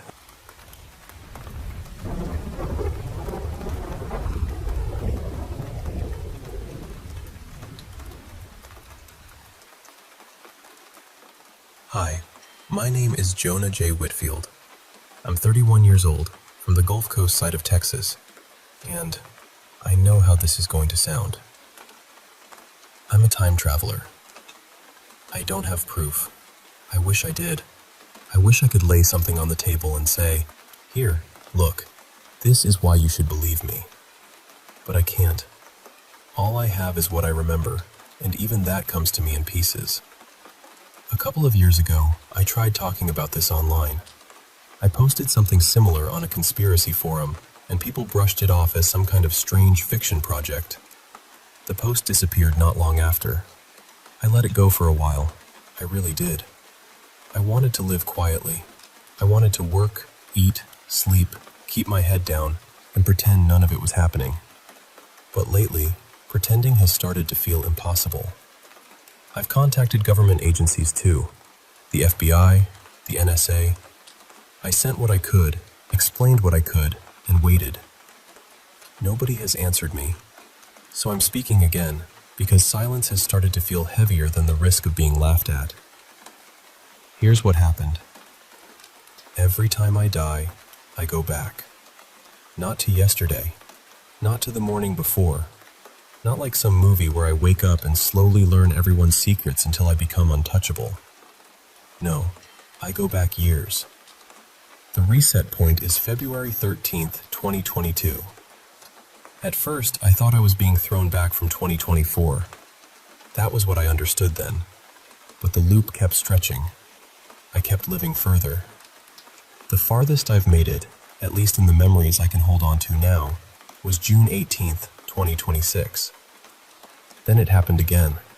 And when it happens, the world goes with me. That's the part I know people won't accept. I'm not saying I step into a machine or open some glowing doorway. There's no device, no lab, no flashing console. It's my mind, or whatever part of me survives death, that gets pulled backward. And the whole universe snaps back with it. Over and over. More than 10,000 times, as far as I can tell. I don't remember every life clearly. I was never allowed to keep everything. If I had all those memories cleanly, I don't know what I'd be. Maybe something too far from human. But fragments come through. Images, feelings, deaths. Conversations that repeat with the same rhythm. People moving in familiar patterns. A sentence I've heard before. A car passing at the exact same second. A stranger's face appearing where I already knew it would be. Every 10 or 20 minutes, something clicks. The world tilts just a little, and I know, I've been here before. The people who died between 2022 and 2026 come back too. Then they live again, and most of them die the same way again. That's one of the cruelest parts. Time travel doesn't just save people, it traps them. At least, that's what it feels like from inside this. I've spoken with the ones responsible. Not out loud, not face to face. They come through in my head. Telepathically, I guess. I know that sounds impossible, but I don't have a better word for it. From what I've gathered, the universe is contained inside some kind of space-time enclosure, a firmament, a sealed bubble. If everything were infinite and open, then changing time would ripple outward forever. But if it's closed, it can be reset, again and again, like rewinding a tape until the ribbon starts to wear thin. And I think that's what they've been doing, experimenting. Back in 2022, it was unbearable. I remember things that don't belong in any normal world. Insect-like beings, people being hunted, people being hurt, whole neighborhoods turning into nightmares while everyone else seemed empty-eyed, almost mechanical, like their choices had been taken out and replaced with commands. By the end of that year, the world settled back into something that looked normal. People acted like people again. The sky was the sky. Stores opened. Traffic moved. Families went on with dinner. But the voices didn't stop. They still speak into my thoughts. They push. They mock. They try to make me doubt myself, and honestly, some days they succeed. I know how this sounds. I know there are people reading this who have already decided what I am. Unwell. Lying. Performing. Confused. Maybe I'd think the same thing from the outside. But from where I'm standing, this is the only explanation that fits the shape of what I've lived. I've died so many times. Strangers have tried to kill me. People I trusted have turned on me. Accidents have found me with impossible timing. And still, the strange mercy of it is this: death itself never hurt the way I expected. It was quick, quiet sometimes, more like being switched off than torn apart. Then I'd return. February 13th, 2022. Again. I don't know whether I caused this or whether I was chosen for it. I don't know if the whole thing depends on me, or if I'm only the person unlucky enough to notice the machinery behind the curtain. I just know I'm tired, and I know I can't keep carrying it alone. There's more, I'm sure there is, but my mind feels scattered right now. The memories come when they want to, not when I ask for them. So that's my story. If you have questions, I'll answer what I can.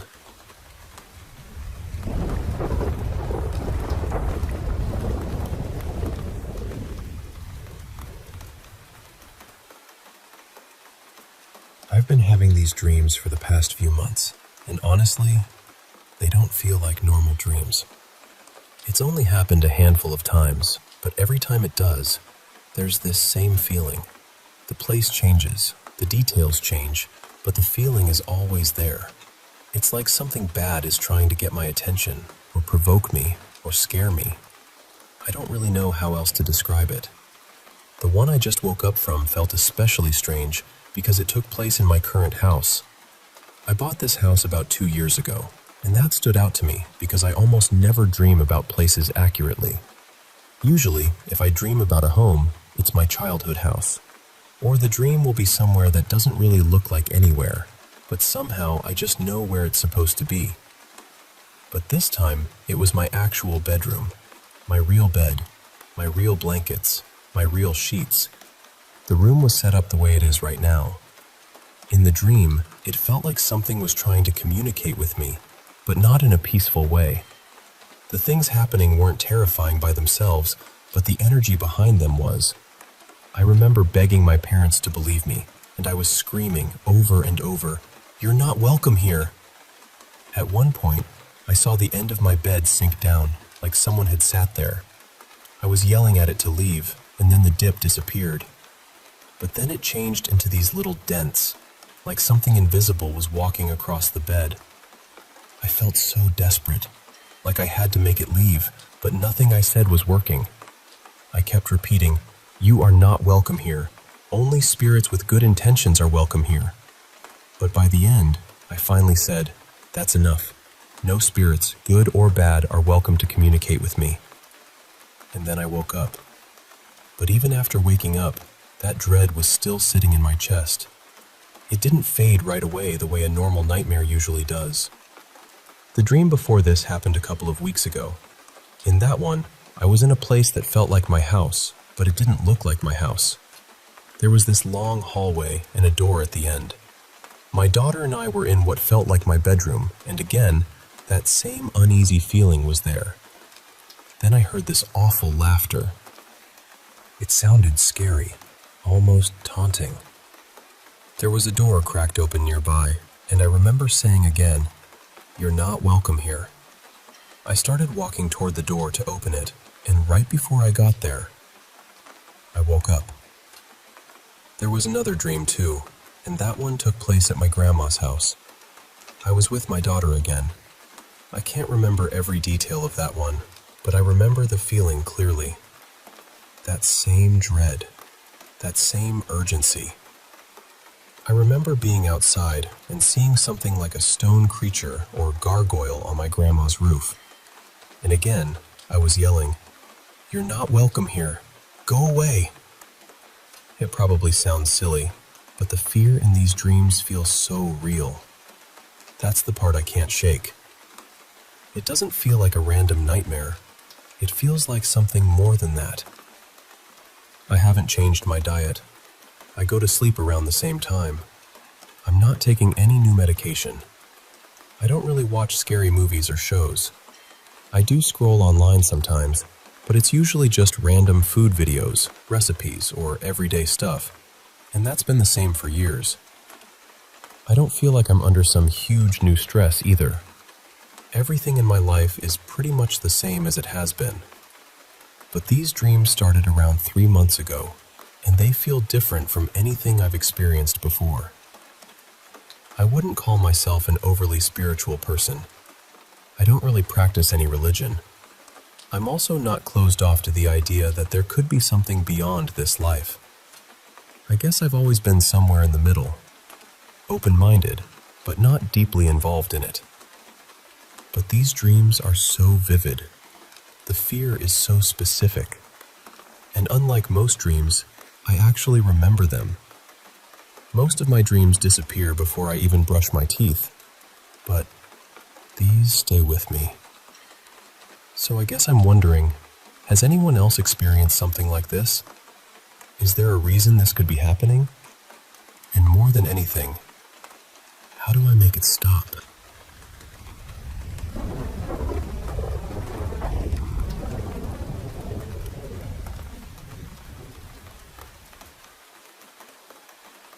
Today I turned 15, and I guess I should start by saying that there's no history in my family of schizophrenia, hallucinations, or anything like that. I've never been diagnosed with anything like that either. My family, though, has always been very spiritual. Faith was a big part of our home. This all started when I was around 12.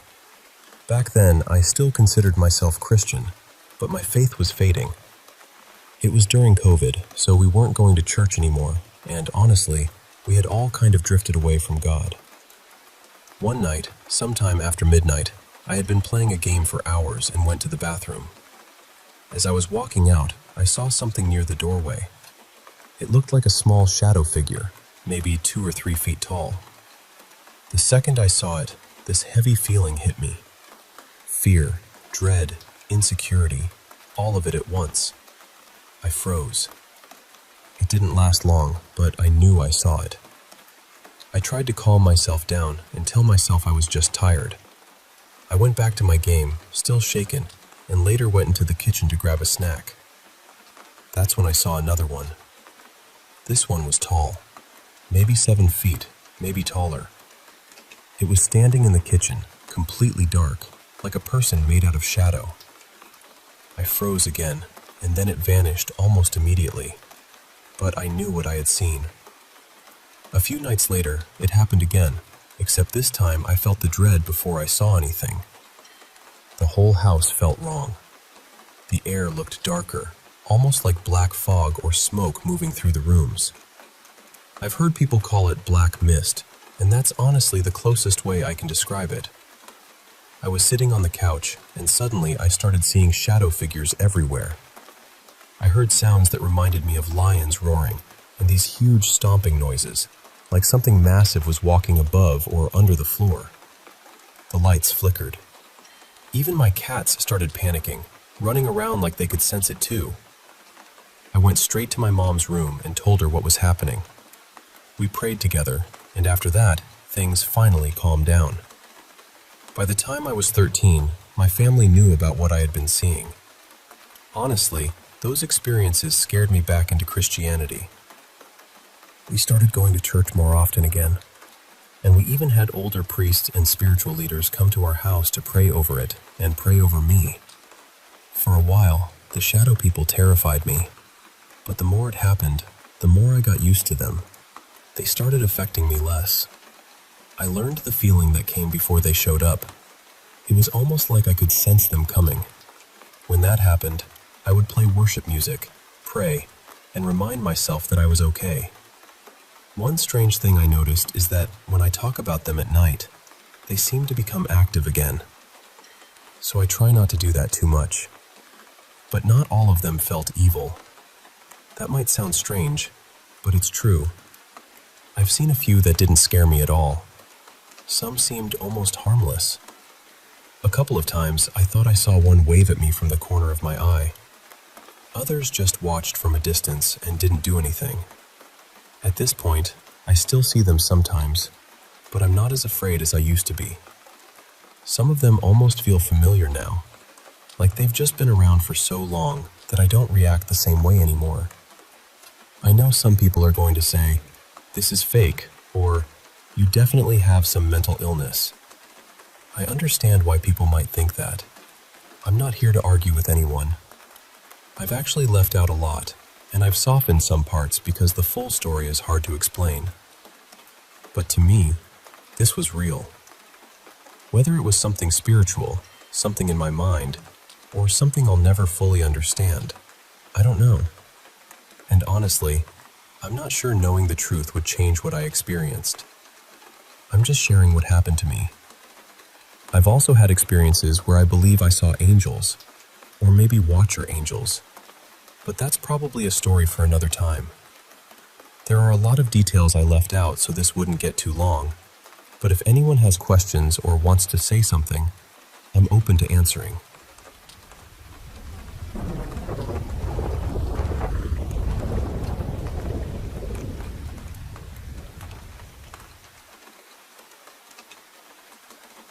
I think this happened about 3 or 4 years ago, and honestly, it has stayed with me ever since.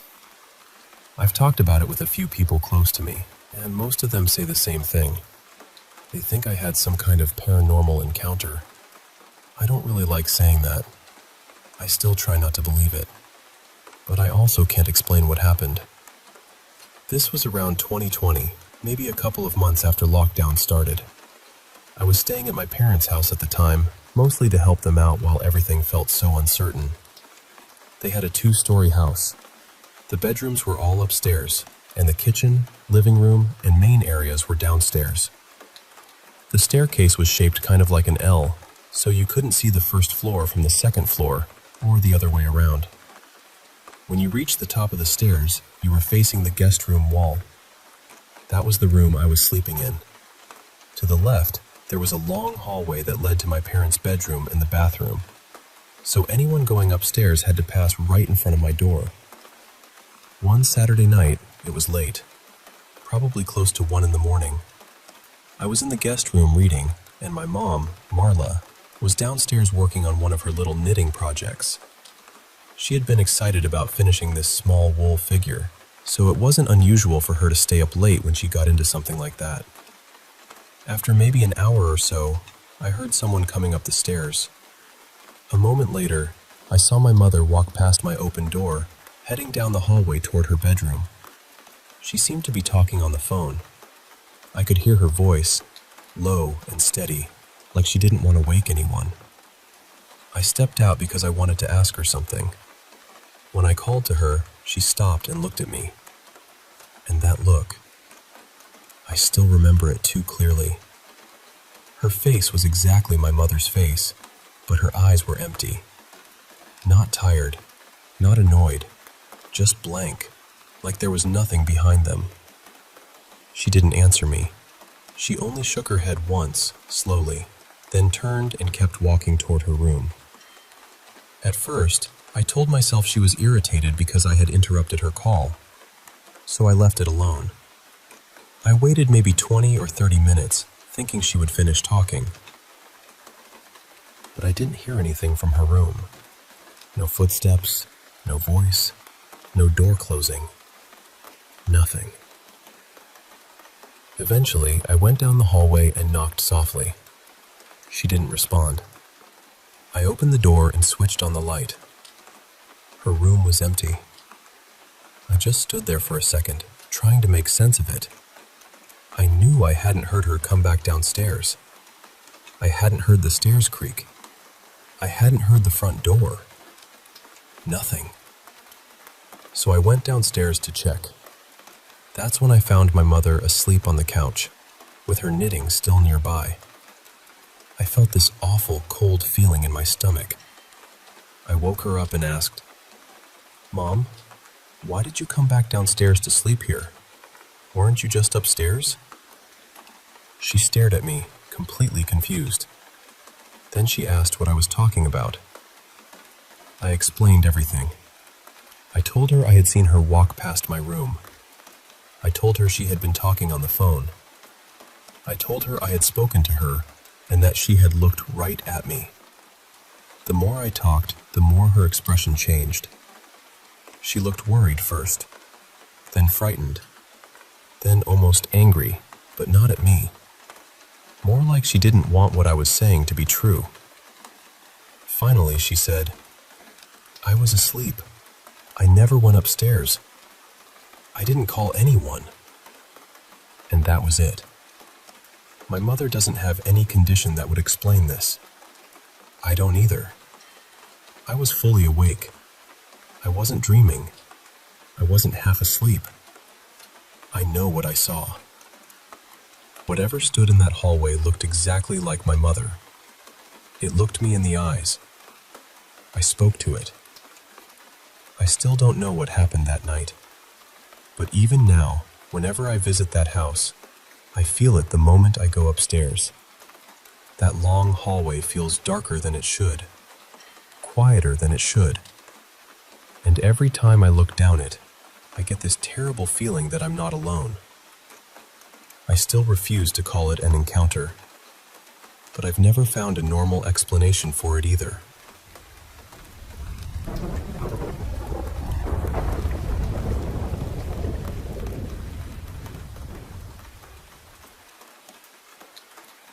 I need to tell this exactly as I remember it, because honestly, I still don't know what to make of it. Something has been following me for almost 7 years now. And when I say following me, I mean it has come with me from place to place, no matter where I've lived. I used to think maybe it was tied to one location. Now I'm not so sure. Back in 2016, I was working in Deer Lodge, Montana, at this old motel right near the old Montana State Prison. The place was practically across the street from it.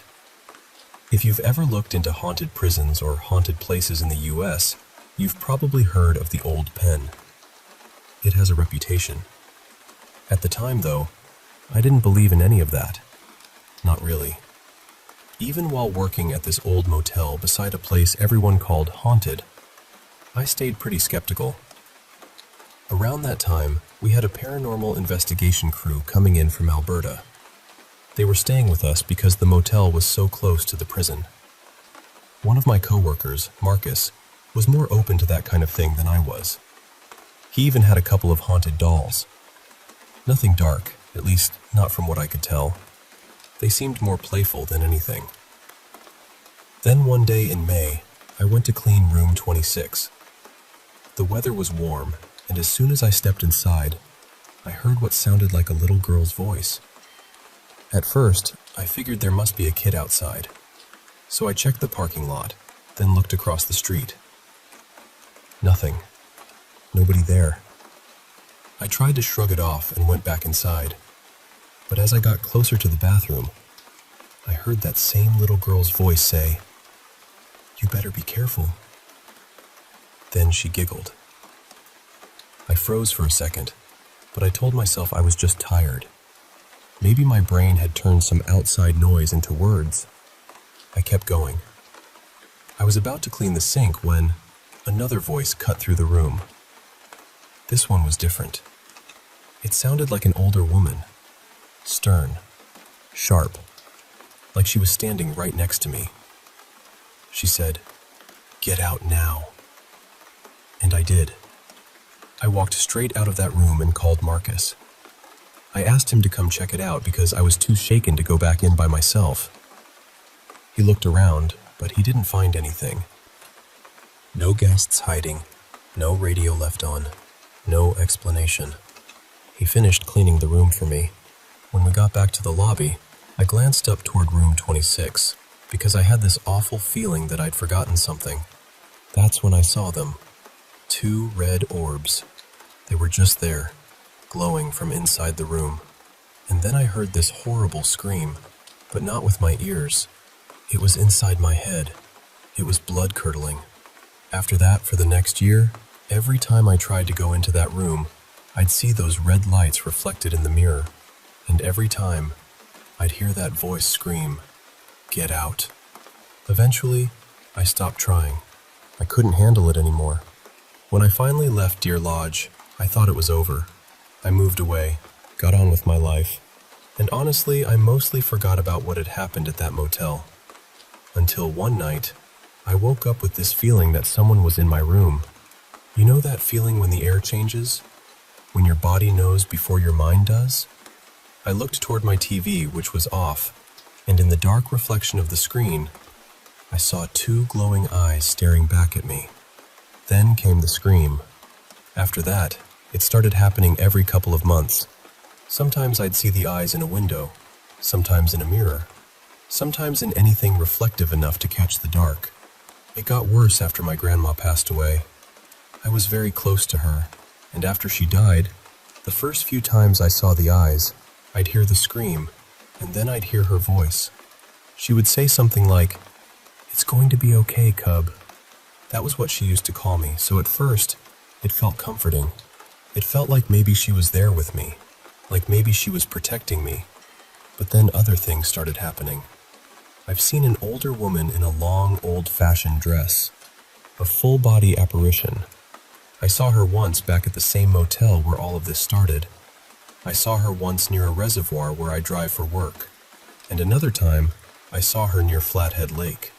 Over the past year, the eyes and the scream have become more frequent. It went from every other month, to monthly, to every couple of weeks, to weekly. Now it happens every other day. And the worst part is, whatever this thing is, I think it has started mimicking my grandma. The voice doesn't feel comforting anymore. The things it says have changed. They've gotten darker, crueler. It says things like, "It's okay to give up," or "Imagine how peaceful it would be if you were gone." That scares me more than anything else. I've seen those eyes in my windshield while I'm driving. I've seen them in windows, mirrors, in anything that can reflect back at me. I don't know what this is. I don't know if it came from that motel, that room, the prison, or something else entirely. But I'm afraid it's going to hurt me. Or worse, I'm afraid it's going to push me into hurting myself or someone else. I know this sounds impossible. I know it sounds like a long shot. But I need advice. Because whatever this is, it has been following me for years. And I don't think it wants to stop.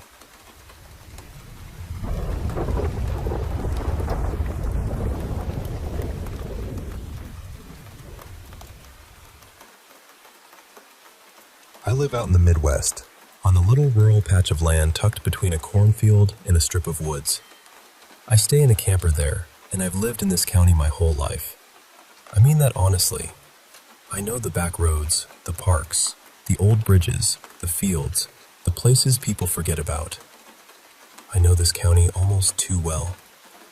And after everything I've experienced out here, I've come to believe there's something in these woods. I don't say that lightly.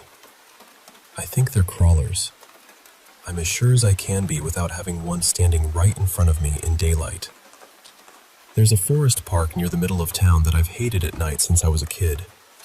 Even back then, before I had words for it, that place made my skin feel too small. When I got older, my cousin and I used to go there at night because we thought scaring ourselves was fun. We never stayed long. Every time, I had this feeling that something was watching from just outside the reach of our flashlights. A few years ago, after I got married and started settling into life, I'd take my big black German Shepherd Fenwick on night walks. He's a huge dog, around 120 pounds, steady as stone, and he knows he looks intimidating. Most nights, I'd walk toward that park, but I usually wouldn't go inside. The first strange thing happened about 5 years ago. Fenwick and I were walking near the woods when everything suddenly went silent. Not quiet, silent. The kind of silence that feels deliberate. Fenwick started acting nervous, which was completely unlike him. Then I heard rustling in the trees, moving along with us, keeping pace.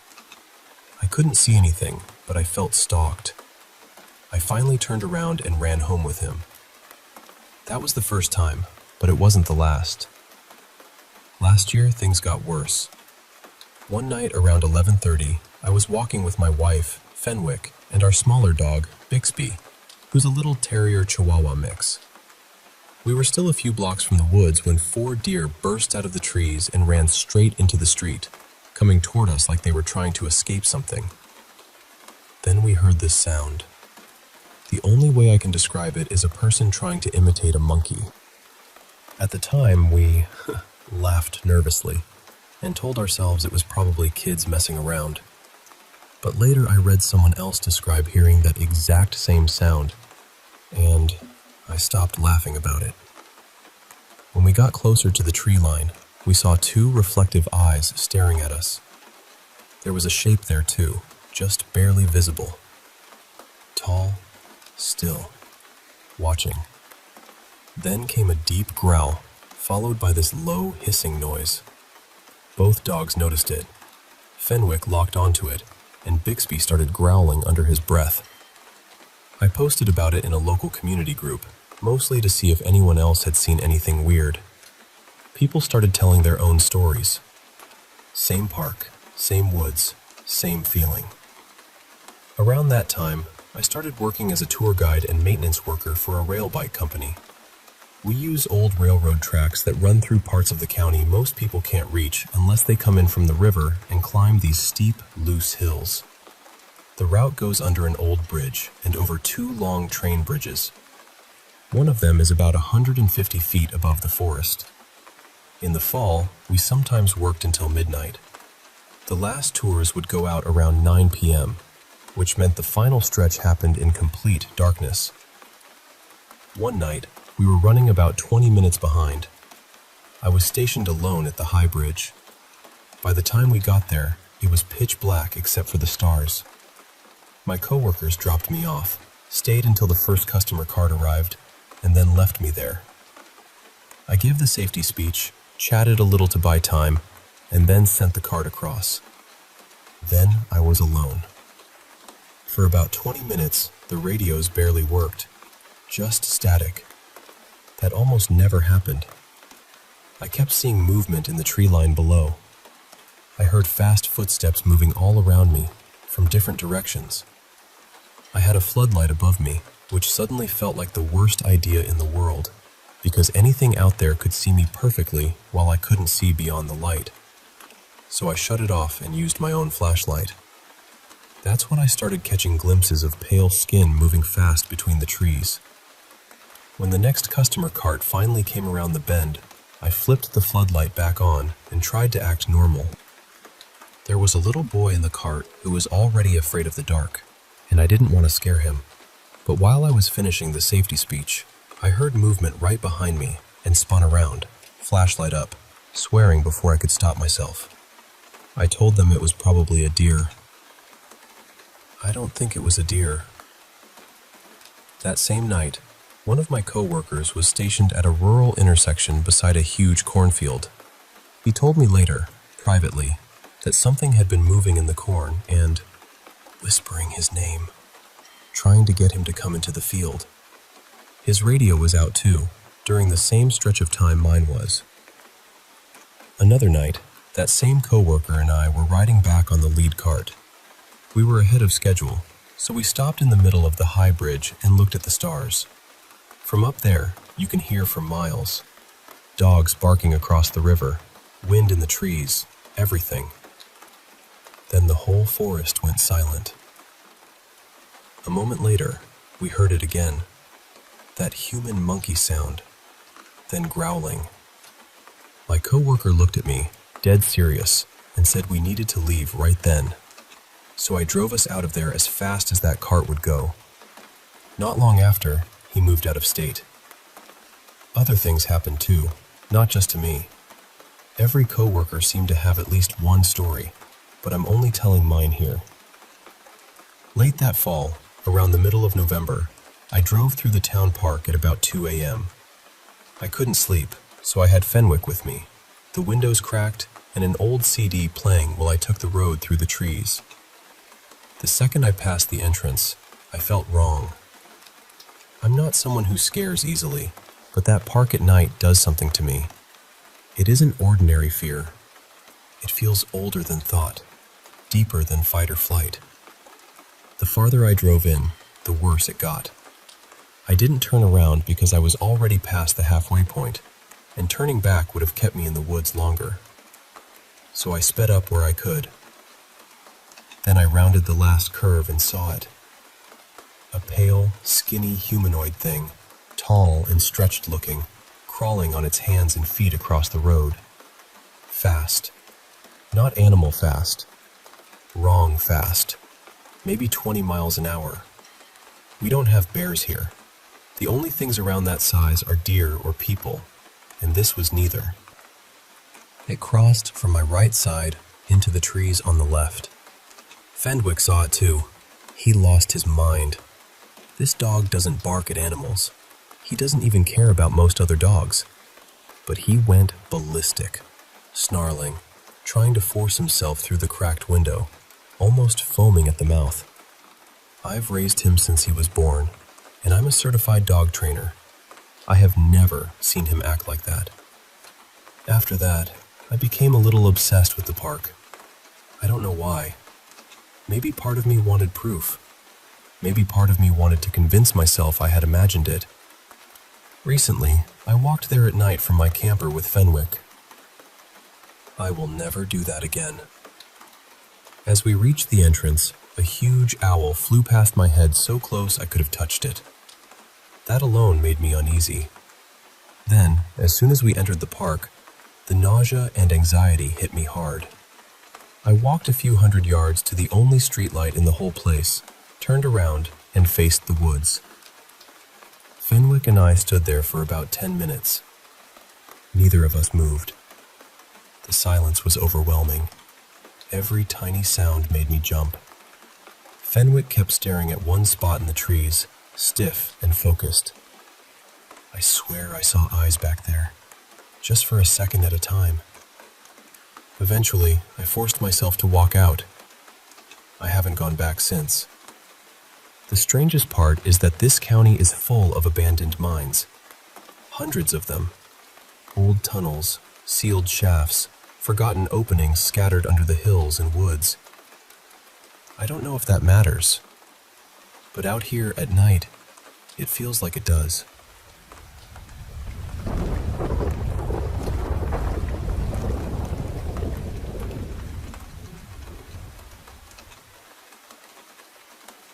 I still think about this night sometimes, even though I've tried really hard not to. It happened about 6 years ago. My husband and I were driving across the country, heading west after leaving North Carolina. We had passed through places like Topeka, Kansas, and somewhere near Salt Lake City earlier that day, so by the time night settled in, we were exhausted and just looking for somewhere quiet to pull over and camp. We were out in this huge stretch of flat, dry land. Just endless desert brush. No real landmarks. No towns close by. Nothing. We got off the highway and turned down this unmarked dirt road that seemed to keep going forever. Maybe 2 miles, maybe more. It felt longer because it was so dark. Eventually, we came up on a small parking lot off to the right. A little farther ahead, there was a fence with a "No Trespassing" sign, and another sign that said something like "Space Monitoring" or "Space Observation." I remember there being a military symbol on it, though I can't remember which branch. Maybe Air Force, maybe Navy. That part has blurred a little over time. I immediately felt uneasy. I told my husband, "We shouldn't be here." But he pulled into the lot anyway. It was narrow and mostly empty, and he drove all the way to the far left side before stopping. From where we were parked, I could see a fenced entrance and some kind of path beyond it. The path looked almost like train tracks leading farther in, past another fence and up toward a small one-story building. And beside that building was a huge rocket. That's what made the whole thing feel unreal. This little forgotten place in the middle of nowhere, and there was just this massive rocket standing there in the dark. At the opposite end of the parking lot, there was a black car with tinted windows. At first, I didn't notice anyone inside. My husband and I started arguing quietly because I wanted to leave right away, and he wanted to look around. Then I glanced back at the black car, and there he was. A man was suddenly sitting in the back seat on the driver's side. The front door on that side was cracked open. The back door was wide open. I don't remember seeing anyone else in the car. He was just sitting there, staring forward. Then he turned and looked directly at me. He was close, maybe 15 or 20 feet away. The light from the parking lot made his skin look almost pink, but not in a normal way. His face was sharply angled, especially around the cheeks, and his eyes were dark and much bigger than they should have been. Not cartoonishly huge, not something you'd instantly notice from across a room, but once you saw them, you couldn't unsee them. The second he made eye contact with me, my whole body reacted. It felt like electricity went through me. My heart started pounding, my eyes watered, and I couldn't breathe right. I started grabbing at my husband and telling him over and over, "We need to go. Right now. We need to leave." My husband saw the other car, but somehow he did not seem to see the man. That still bothers me. The man was sitting right there, directly across from us. The door was open. He was looking straight at me. But my husband acted like I was panicking over nothing. He actually suggested we get out and explore. Now, my husband has always liked creepy places. So have I, honestly. We used to be the kind of people who would stop at abandoned buildings or take weird side roads just to see what was there. But this was different. He also had a deep distrust of anything military or government-related, so the fact that he wanted to walk toward this fenced-off, military-looking space facility made no sense to me. It was completely out of character for him, and my reaction was out of character for me too. I'm usually skeptical. I'm the person who tries to explain things logically first. I'm not someone who bursts into tears because of a strange man in a parking lot. But that night, I was terrified. My husband laughed a little, like I was being dramatic, and started trying to open his door. I grabbed him hard. I was crying by then, begging him not to get out of the car. Finally, he gave in. But I remember how slowly he pulled away. Painfully slowly. It felt like the car was crawling. As we turned back toward the dirt road, the man got out of the black car. He stood there in the parking lot, and his eyes stayed locked on mine almost the entire time we were leaving. I remember him wearing a plain, light-colored t-shirt and what looked like cargo shorts, though I'll admit that detail might not be perfect anymore. Time does strange little edits to memory, but I know what I saw. For years, I tried to push it out of my mind. I tried to convince myself it was just a weird person. Weird lighting, exhaustion, fear, all of it stacked together until my brain made something ordinary feel impossible. Then recently, a friend started talking about some wild conspiracy theory, and it brought the whole memory rushing back. Since then, I've tried to find the place again. I've searched for military space observation sites in that stretch between the Midwest and the Western Desert. I've looked for roads, fences, parking lots, rockets beside small facilities, anything that might match. But I haven't found it. No long dirt road, no little parking lot, no track-like path, no small building with a rocket beside it. I've wondered if it was some kind of restricted facility, or maybe a lesser-known site that doesn't show up easily. I don't know. I just want to find it so I can see whether anyone else has ever been there, or whether anyone has had a similar experience in the same place. It remains the most frightening thing that has ever happened to me. And even now, just talking about it, I can feel that same chill in my chest.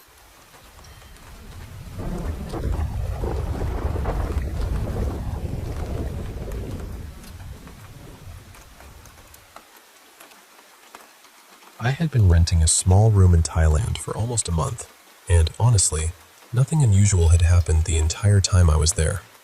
No weird sounds, no eerie feelings, no flickering lights, nothing. But on one of my last mornings there, I woke up and immediately felt that something in the room had changed. It's hard to describe, but I knew I wasn't alone. There was a presence in the room with me, and I knew it was male. Not guessed, not imagined, knew. I sat up in bed, and standing near the door was a man. The door was closed behind him, which made it even stranger. For a second, my half-awake brain tried to make it normal. I thought maybe it was the guy staying in the room next to mine, like maybe he had somehow walked in by mistake. But then, I tried to actually look at him, and I couldn't. He had no clear face, no sharp outline, no details I could hold on to. It was like he only existed in the corner of my vision. Whenever I tried to focus on him directly, everything about him blurred, almost like my eyes refused to understand what they were seeing. That was when fear really started creeping in. I realized, very suddenly, that I wasn't looking at a living person. I kept blinking because some panicked little part of me thought, okay, this will stop. I'll blink and he'll be gone. So there I was, sitting upright in bed, blinking over and over like I could reboot reality with my eyelids. But he stayed there, still, silent, just standing by the door. After maybe 10 or 15 seconds, I reached for my glasses, thinking maybe I just needed to see properly. But when I put them on and looked back toward the door, he was gone. Nothing there. The room felt normal again, but I didn't. I was scared, definitely, but the strange thing is, I never felt like he was going to hurt me. He didn't feel aggressive. He was simply there, and somehow that was almost worse. I convinced myself I must have hallucinated. That was the cleanest explanation, so I grabbed onto it and tried to go through the day like nothing had happened. Later, my host Molly called and invited me to go to the market with her and some relatives who were visiting. I said, "Yeah, of course. Also, I think I saw a ghost this morning." There was a pause. Then she said, "Wait, did you actually? Come downstairs right now." So I went down to her part of the house, and she was sitting there with her family. That was when she told me, very calmly, that the house was haunted. She said she didn't exactly put that in the rental listing, for obvious reasons, but over the years, a few guests had seen him. Then she told me that earlier that same morning, before I had said anything, her mother and sister had both noticed strange things too. A little toy truck had moved on its own. Someone had heard a young boy laughing inside the house. According to Molly, the spirit was a young boy who protected the home. She showed me his shrine, and it was full of little gifts. Snacks, toys, bright things a child might like. It was tender and unsettling at the same time. Then she told me something that made my skin prickle. The night before, her family had been talking about how I was leaving soon. She thought maybe he had come to say goodbye. She suggested I buy a small treat and leave it at his shrine as a thank you. So I did. I left the offering, said a quiet thank you, and flew home the next day. But here's the part I can't stop thinking about. I didn't see a little boy. I saw a man. I didn't feel a child's presence. I felt a grown male presence, unmistakably. So I still don't know what happened. Maybe the stories about the boy and what her family saw were just a strange coincidence. Maybe I had some kind of hallucination, even though I've never had one before or since. It didn't feel like sleep paralysis either, because I could move the whole time. All I know is that it felt real. And ever since then, that morning has stayed with me. It shifted something in how I understand the world. Sometimes I still wonder whether I saw something supernatural, or whether my mind created something so vivid that I'll never be able to fully explain it. Either way, I remember him clearly. Not his face, not his features, just the feeling of him standing there, by the door.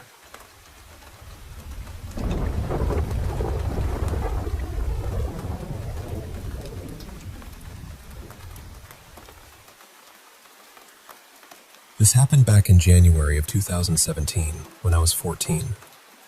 I was staying at my cousin's house for a few days, just a normal sleepover kind of thing. Nothing felt strange at first. That morning, we woke up pretty early and decided to walk around his neighborhood for a bit. One detail matters here. My phone was completely dead.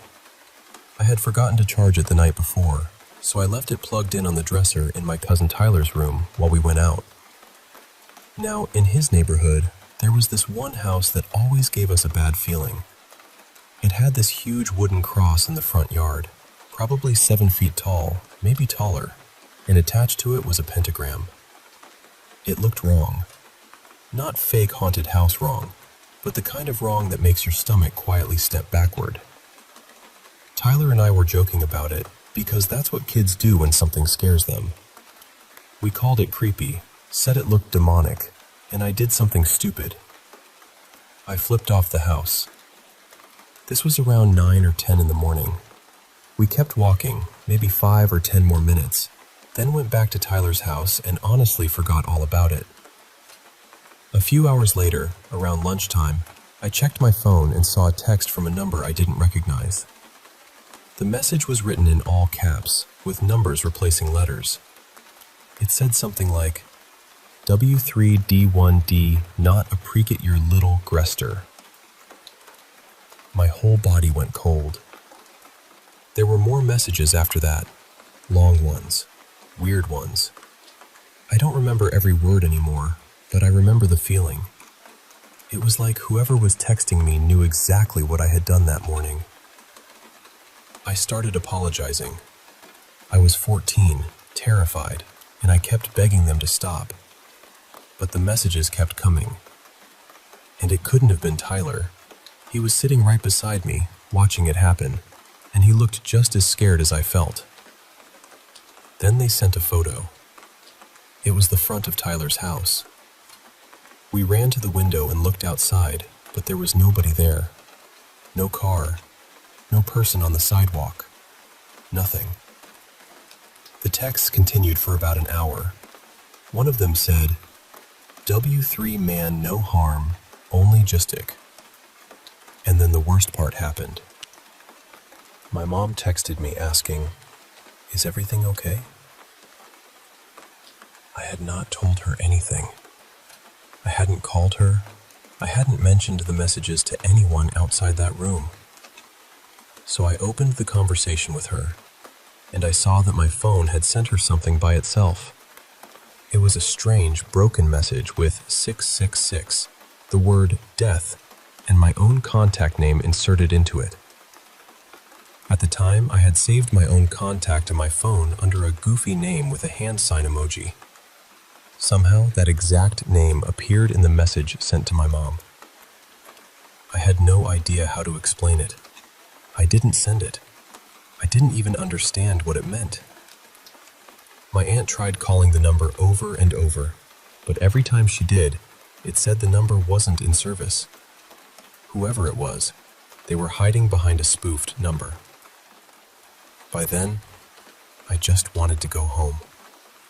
Tyler and I looked out toward the backyard at one point, and we could see the roof line of that strange house from there.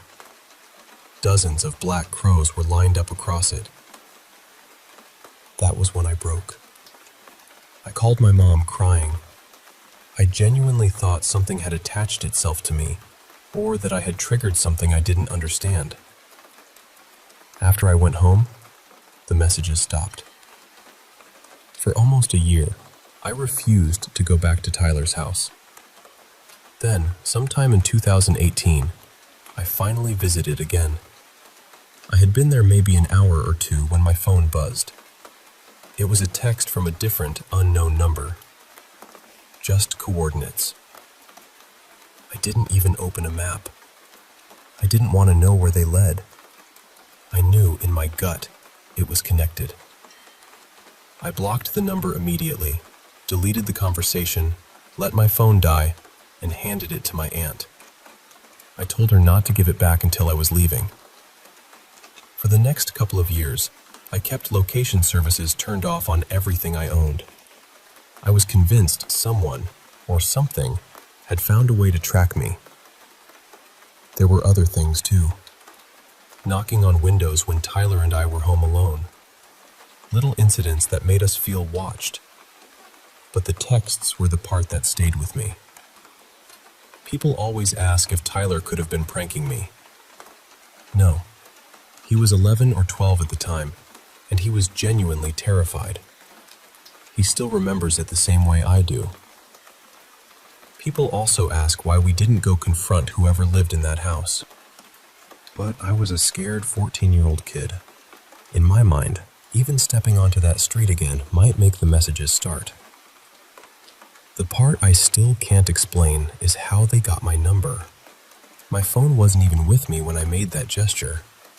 I lived about 2 hours away, so nobody in that neighborhood should have known who I was. I don't know how my phone sent that message to my mother. I don't know how they knew where I was. And I still don't know if it was a person with some strange technical skill or something much darker. All I know is this. I did something stupid in front of that house, and a few hours later, something answered.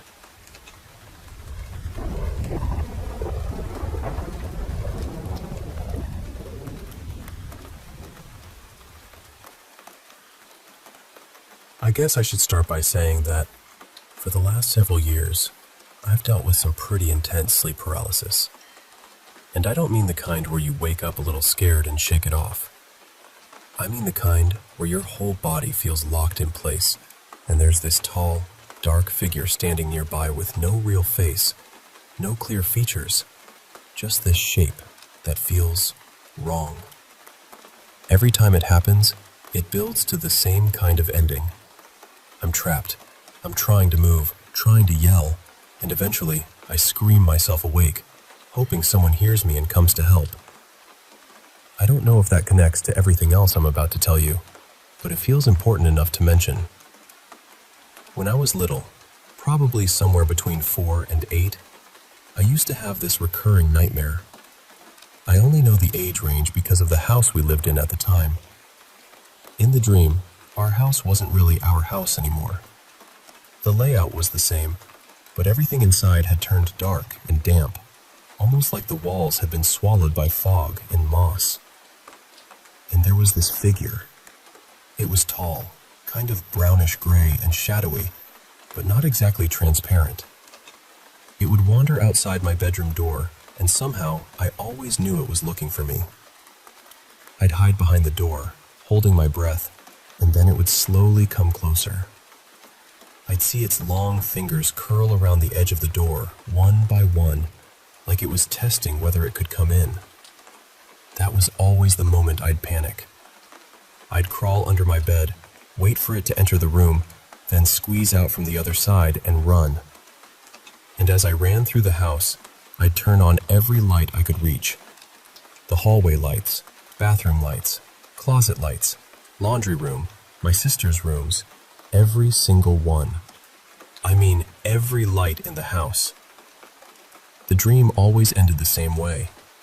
I'd make it to my parents' bedroom, flip on their light, and start screaming as the thing came toward their door. And then I'd be awake. But the strange part is, the lights really were on.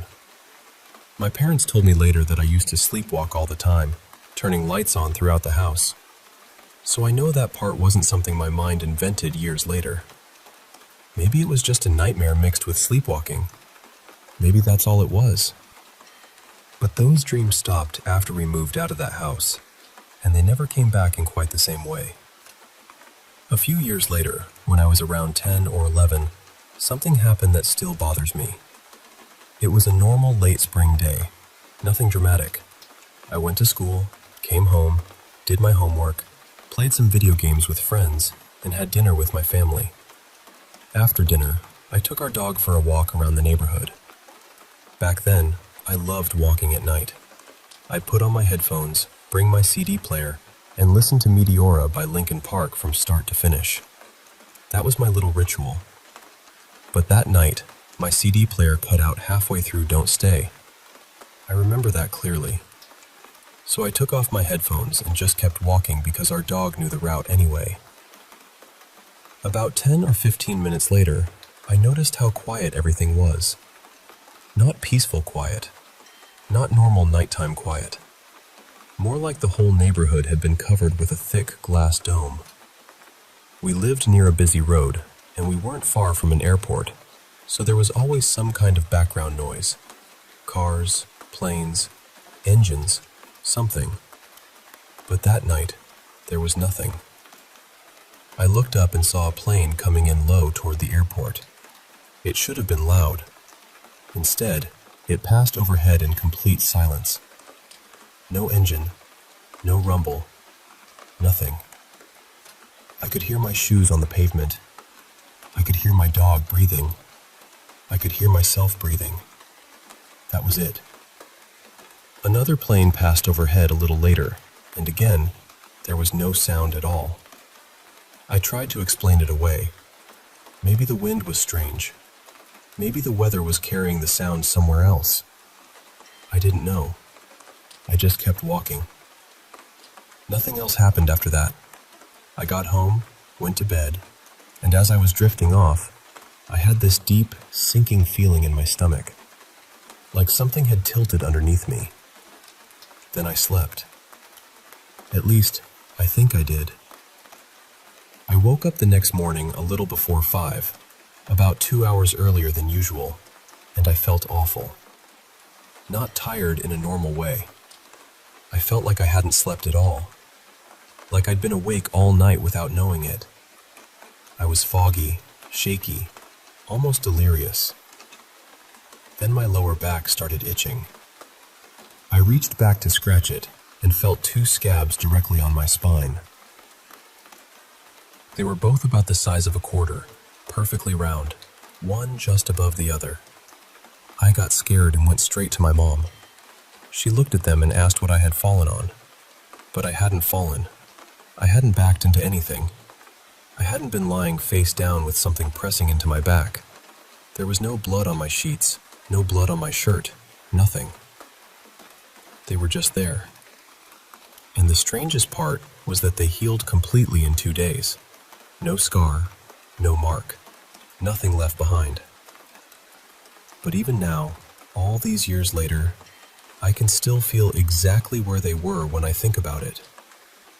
Then, just last night, more than 20 years after that, something happened again. I woke up at exactly 4 in the morning, wide awake, with this strong feeling that I was being watched. I sat up and looked around the room, but I didn't see anything. Nothing out of place, nothing standing there. Still, I couldn't shake the feeling, so I went outside for a minute to get some air. Then I came back in and got into bed again. Right as I was about to fall asleep, I heard something heavy running across the roof. Not a branch, not a little animal scratching around. It sounded heavy, fast, like footsteps. I sat up immediately and listened, but it stopped. Nothing else happened. Eventually, I went back to sleep, probably sometime around 4:30 or a little after. But when my alarm went off at 6:30, I felt like I hadn't slept for even a minute. My whole body had that hollow, wrecked feeling I used to get after staying up all night at the game shop when I was in high school. So I checked my Fitbit, thinking maybe I just slept badly. According to the app, I was in light sleep or awake from 3:25 until 4. Then it says I was completely awake from 4 until 5:45. But that's the part I can't get past. Because I know I closed my eyes again. I know I started drifting off before 5. And somehow, the little record on my wrist says I didn't.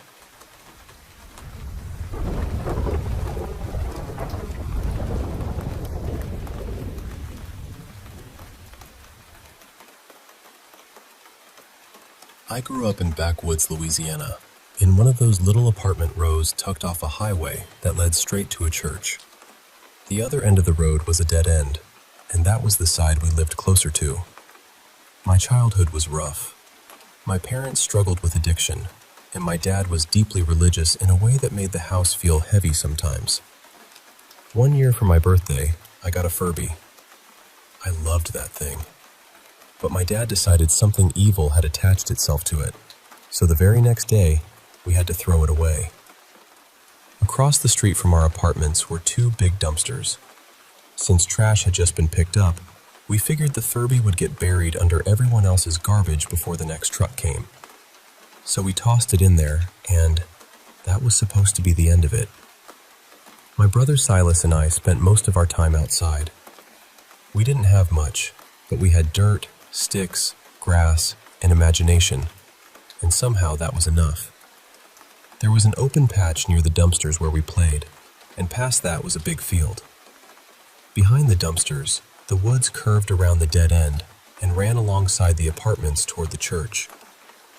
A day or 2 after we threw out the Furby, Silas and I were out there making mud patties to throw against the side of a neighbor's house. Then we heard it. A growl. Not a dog growl. We knew dog growls. Loose dogs were everywhere back then. We used to ride bikes with sticks or baseball bats because dogs would come tearing out of nowhere, barking and snapping. But this sound was deeper. It was low, rumbling, almost like it came from under the ground. Silas grabbed a big stick and jumped in front of me. He yelled, "Who's there?" Nothing answered. I remember trying to act tough because I had older brothers and I wasn't raised to be delicate. But that sound shook me. After a minute, Silas picked up a rock and threw it hard against the dumpster. It made this loud metal bang that echoed everywhere. Still nothing. Then he started walking toward the dumpster, like he was about to look behind it.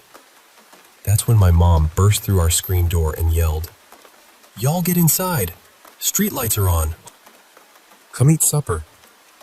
I honestly don't know what scared me more, whatever was behind that dumpster, or my mama flying out of the house like thunder in slippers. That night we ate red beans, again. We were poor, so it was usually beans or potted meat sandwiches, but my mom always made sure there was something on the table. After supper, we went to bed. Bedtime was 10, no arguing. I slept on a mattress on the floor behind the living room couch. We didn't have our own rooms.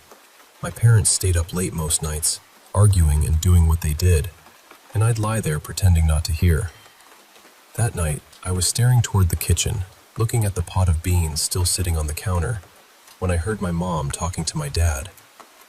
She told him she didn't want us playing near the dumpsters anymore.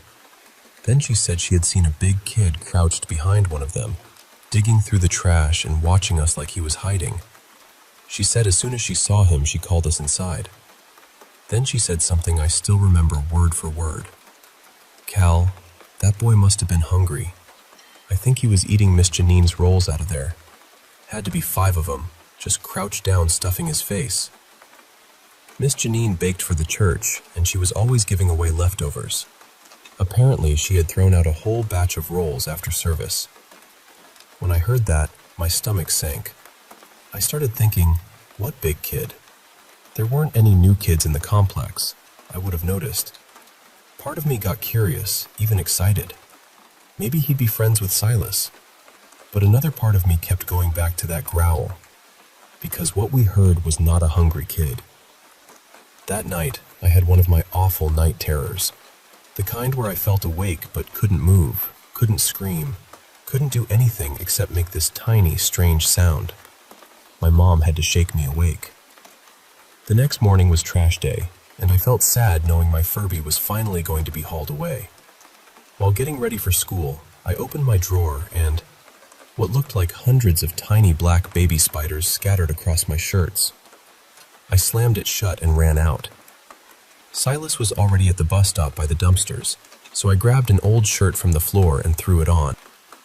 When I looked out the window, I saw someone crouched beside him. At first, I thought it was a boy, a black boy, maybe twice Silas's size, bent down like he was tying his shoe. I got excited and ran outside, bursting through the screen door. But as I crossed the street, the garbage truck pulled in. I realized I had forgotten my backpack, so I had to run back inside. By the time I came out again, the truck had already emptied the dumpster, and the boy was gone. I ran up to Silas out of breath and asked, "Where did he go?" He looked at me and said, "Who?" I whispered, "The boy, the black boy. He was right here tying his shoe." Silas stared at me like I had lost my mind. Then he said, "You're crazy. And the garbage truck came. Furby's gone. Sorry, sis." I looked at the dumpster. It was empty. The lid was open. Just scraps and bits of trash left on the ground. I felt sad, but I was also confused. I knew what I had seen. We got on the bus, and I went straight to the back seat because, back then, that was the cool place to sit. As the bus pulled away, I looked out the window. The dumpster lid was closed now, and sitting right on top of it was my Furby. Just sitting there, all by itself. My whole body went cold. The bus drove past the dumpsters to turn around in the field, and I stood up to get a better look. That's when I saw him. Only it wasn't a boy. It was a grown man. He was wearing an old, battered suit, blue and gray, hanging on him like it had been dug out of another life. He stood directly across from where we had waited for the bus, and he stared at me the entire time. Then, as the bus pulled away, he opened the dumpster, picked up my Furby, climbed inside, and closed the lid behind him. I never told my mom. I never told Silas. I still haven't. We never saw that boy again. But even now, years later, I remember that growl. I remember the man in the ruined suit.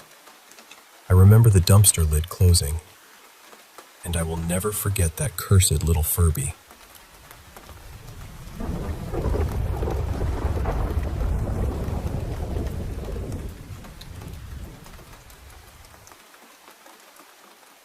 Something happened to me one night that I still think about, even though I understand it differently now.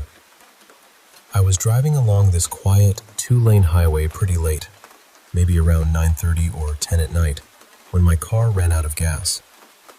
It was one of those lonely stretches of road where everything feels farther away than it should. No houses nearby, no lights, no gas stations anywhere close. Thankfully, there was a small pull-off on the side of the road, so I managed to back the car down a little hill and get it safely out of the lane. After that, I started calling people.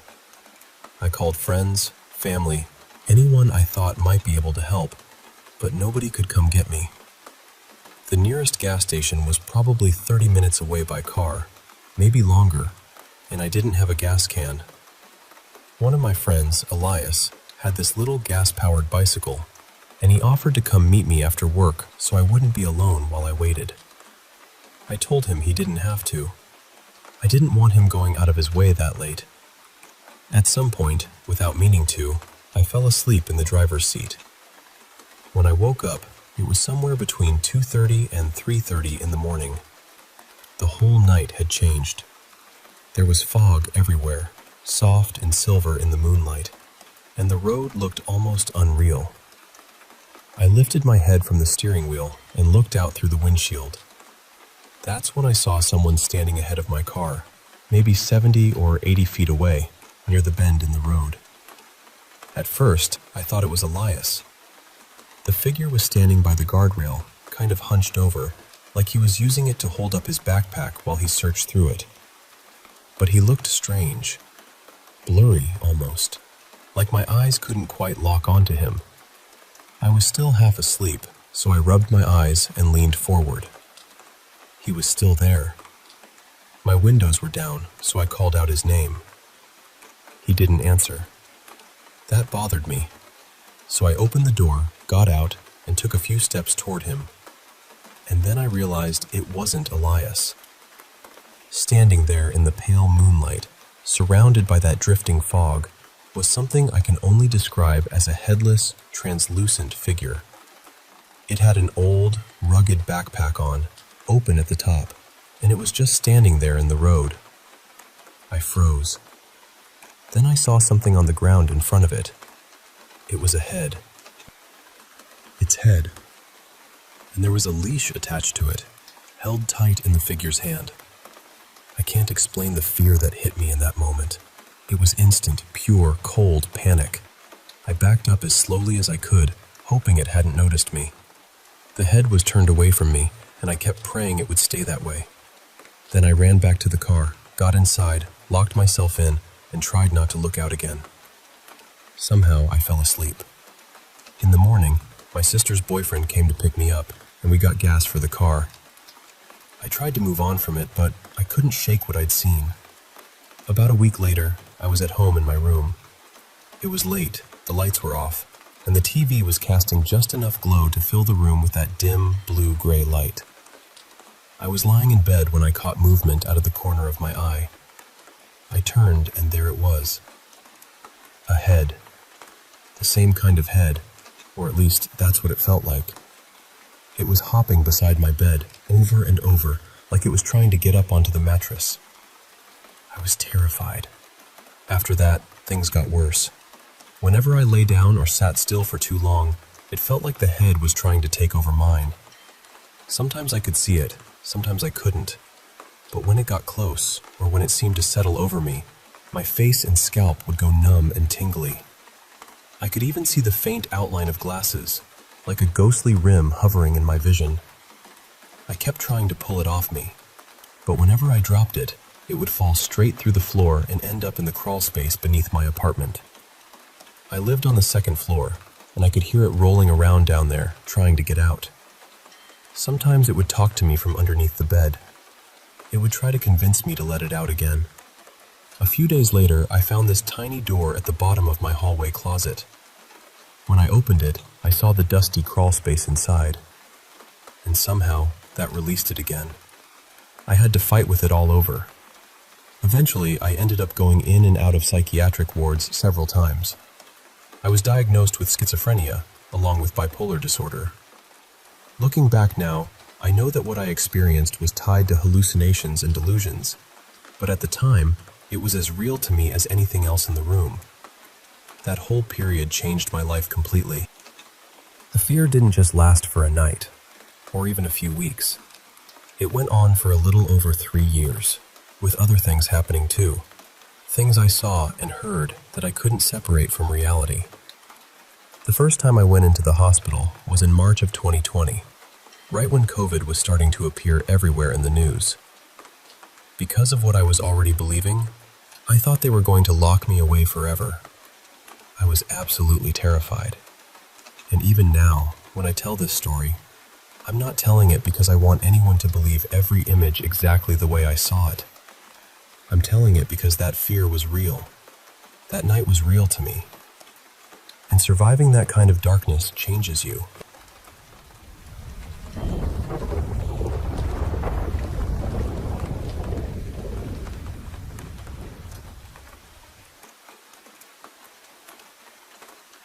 This happened a few years ago, back when I was still a kid.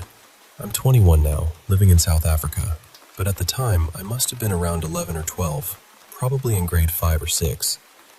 Back then, sleeping over at my cousin's house was completely normal for me. It happened all the time. Our families lived on the same small piece of land, so it was easy. There were 2 houses on the property, and one of them was split into 2 separate little flats. My family lived in one half of that house, while my cousin's family lived across the yard in a double-story house. So on weekends, the routine was always the same.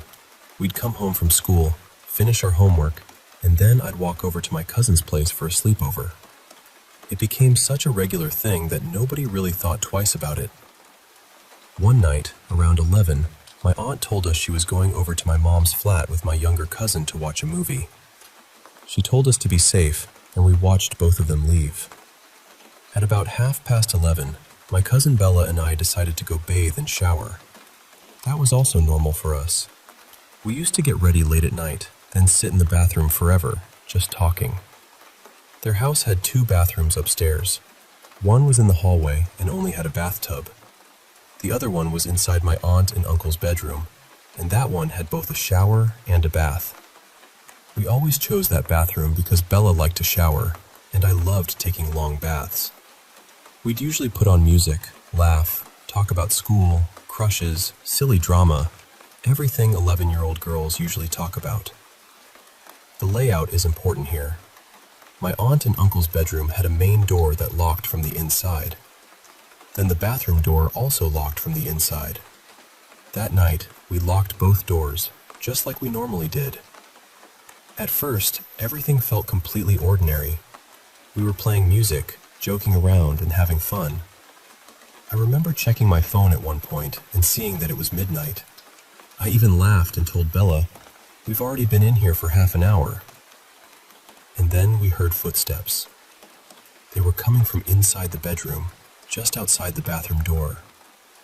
That was the first strange thing, because we had not heard the bedroom door open. Not once. No handle turning, no door creaking, nothing. But the footsteps were there. Slow, clear, getting closer and closer. Then they stopped, right outside the bathroom door. For about a minute, everything went quiet. Then something started banging on the door. Not just knocking, banging. And then it screamed in my aunt's voice. It sounded exactly like her. Not similar, not close. Exactly. It shouted in Afrikaans, "Bella, maak oop hierdie deur nou," which means, "Bella, open this door now." The worst part was how real it sounded. It had the same anger in it, the same sharpness, even the same little crack my aunt's voice gets when she is really upset. But something about it felt wrong. Whatever it was, it kept doing everything in threes. 3 bangs on the door, then the same sentence shouted 3 times. Then again, 3 bangs, 3 shouts. And then it just stopped. The whole room went dead silent. I remember my heart pounding so hard I could feel it in my throat. Bella wanted to open the door, but I told her not to. I thought my aunt was furious, and honestly, I was terrified. But some part of me also knew that something about this was not right. We stayed in that bathroom for another 10 minutes, too scared to move. Then, around 10 or 15 minutes past midnight, we heard the front door downstairs open. This time it sounded normal. We heard my aunt and my little cousin talking as they came into the house. Bella and I got dressed as fast as we could. We unlocked the bathroom door, stepped into the bedroom, and immediately realized something that made my stomach drop. The bedroom door was still locked from the inside. Nobody could have walked into that room. We ran downstairs and asked my aunt if she had been upstairs a few minutes earlier, banging on the bathroom door and shouting at us. She looked confused and said no. She said she had been with my mom in our flat the whole time. We told her everything, but like a lot of adults do, she brushed it off and said we must have imagined it. But I know what I heard. Bella heard it too. I told my aunt I didn't care if she thought it was my imagination. I was not sleeping there that night. I went straight back home. To this day, I still don't know what happened in that house, or why something would mimic my aunt's voice like that. But what scares me most is how perfect it was. The tone, the anger, the way her voice cracked. It sounded like her. But it wasn't her. And that was not the only strange thing I experienced there.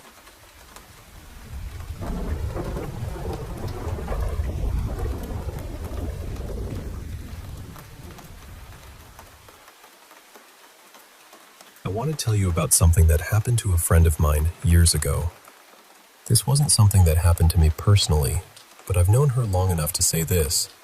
Every time she talks about it, she tells it the exact same way. No extra drama, no changing details, no trying to make it sound scarier than it already was. Just the same quiet, uneasy memory she's carried since she was 16. I'll call her Mara. This happened back in 2008 in a small town in southern Oregon. Mara had been at a friend's house that night, and she was walking home alone. She doesn't remember the exact time, but she knows it was well after midnight. The streets were dark, empty, and still in that way small towns get when everyone has gone inside and the whole place feels like it's holding its breath. She was completely sober. She wasn't tired or half asleep. She was just walking home. At that point, she was only a couple blocks away from her house. She was on the sidewalk near the main road, somewhere between 5th and 6th Street.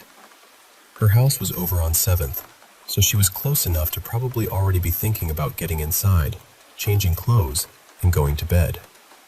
Across the street, there was a grocery store parking lot, and, a little farther down, an old cemetery. And that's when she saw them. About 50 feet ahead of her, two figures stepped out from the cemetery side of the street and started crossing toward the side she was on. At first, her brain tried to make sense of them. She said they were walking upright, on their hind legs, side by side. One was a little shorter than the other, but both of them were incredibly tall. She guessed at least 7 feet, maybe taller.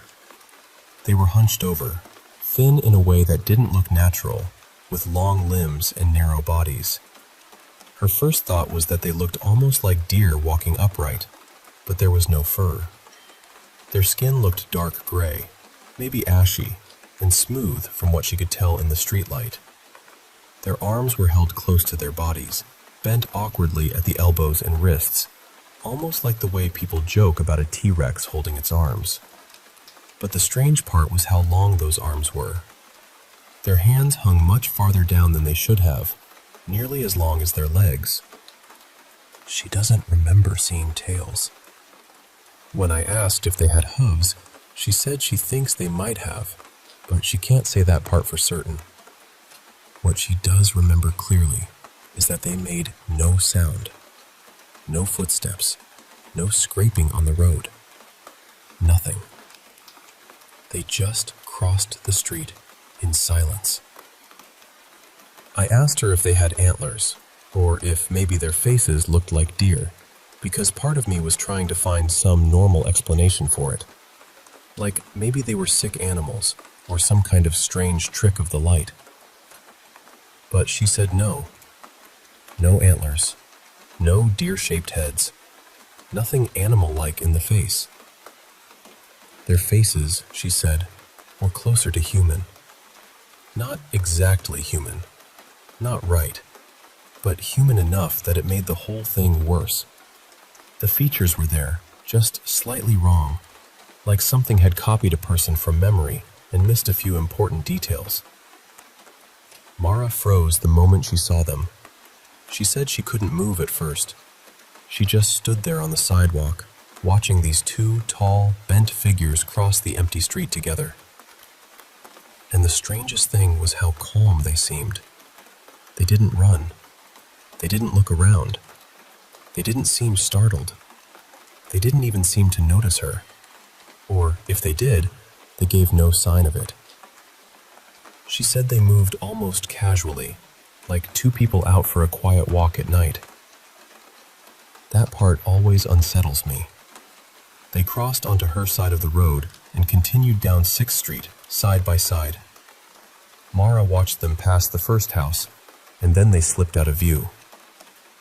That was when something in her snapped back into place. She suddenly realized she had been standing there frozen, and instead of running straight home, she ran towards 6th Street to see where they had gone. She doesn't really know why. Maybe shock. Maybe curiosity. Maybe her brain needed proof that she had actually seen what she thought she saw. But when she reached the corner and looked down the street, they were gone. Completely gone. There was nowhere obvious they could have disappeared to that quickly. They hadn't been moving fast. They hadn't been running. They had been strolling, slowly and silently. But in the few seconds it took her to reach the corner, they had vanished. That was when the fear really hit her. She turned around and ran the last block to her house as fast as she could. She didn't stop until she was inside. The next morning, she told her mom and her sister what had happened. She still says she has never seen anything like those figures before or since. The closest comparison she can come up with is the werewolf form from the Harry Potter movies, the one that's hairless and tall and painfully thin, except these things didn't have wolf faces. Their faces were more human than that. And that, to her, was the worst part. Mara has only told a handful of people about it. Her family, a few close friends, and me. She doesn't talk about it for attention. She doesn't tell it like a campfire story. She tells it like someone remembering a car accident, something that happened too fast and too clearly to ever fully leave her. Nothing like that had ever happened to her before. Nothing like it has happened since. But even now, all these years later, whenever she describes those two figures walking silently across the road, her voice changes. Because whatever she saw that night, she knows one thing for sure. They were not just animals. And they were not people.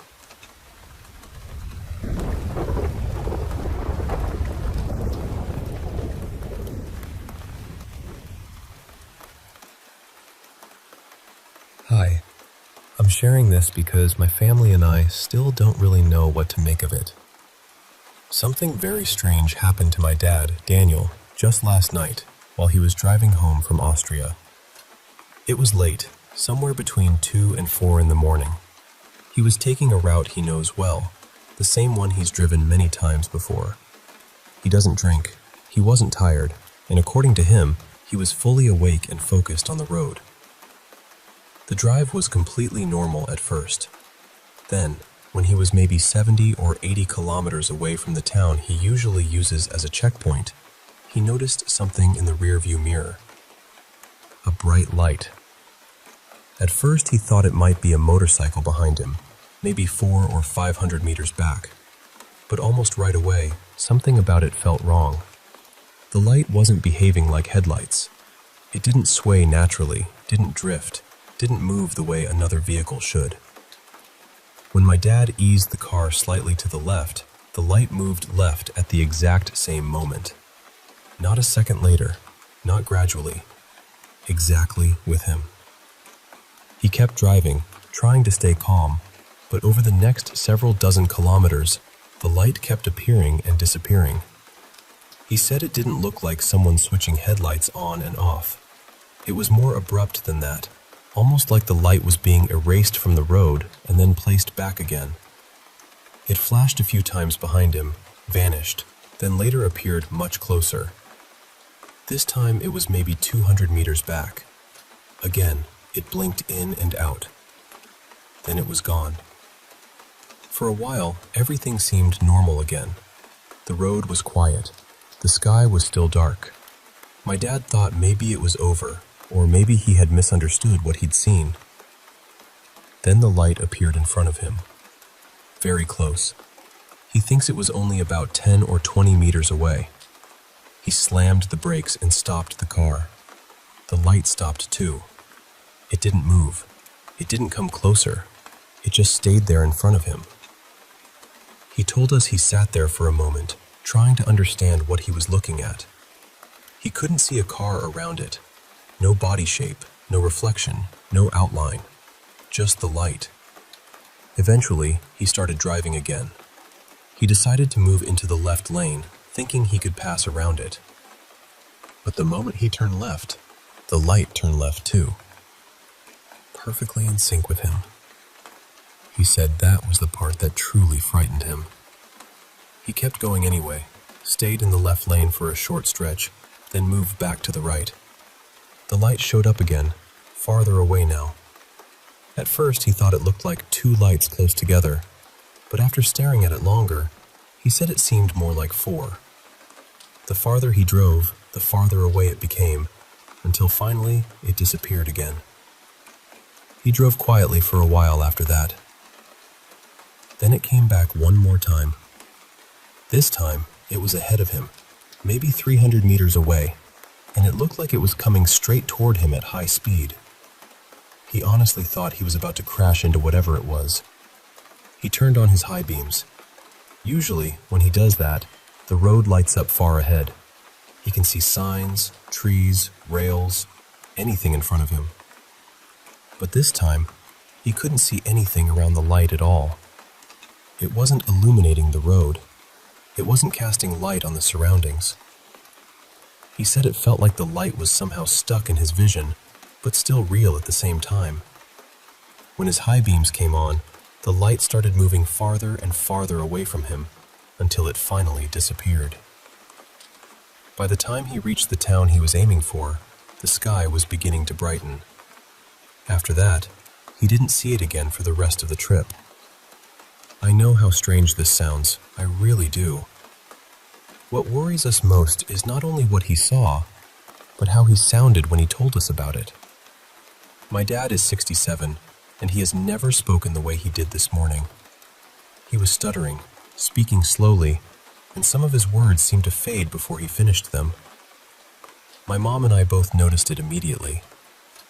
She's planning to take him to a doctor because this has never happened before, and we don't want to ignore the possibility that something medical could be involved. My parents are also very religious, and they've already reached out to a priest. I don't personally know what to think about that side of it, but I'm mentioning it because it matters to them, and maybe it's part of how they're trying to process what happened. I'm not saying this was paranormal. I'm not saying it wasn't. I honestly have no idea. I just know my dad came home shaken, and my family is worried. So if anyone has any idea what could explain something like this, whether it's a medical issue, something with the road, lights, reflections, another vehicle, anything at all, I'd really appreciate hearing it.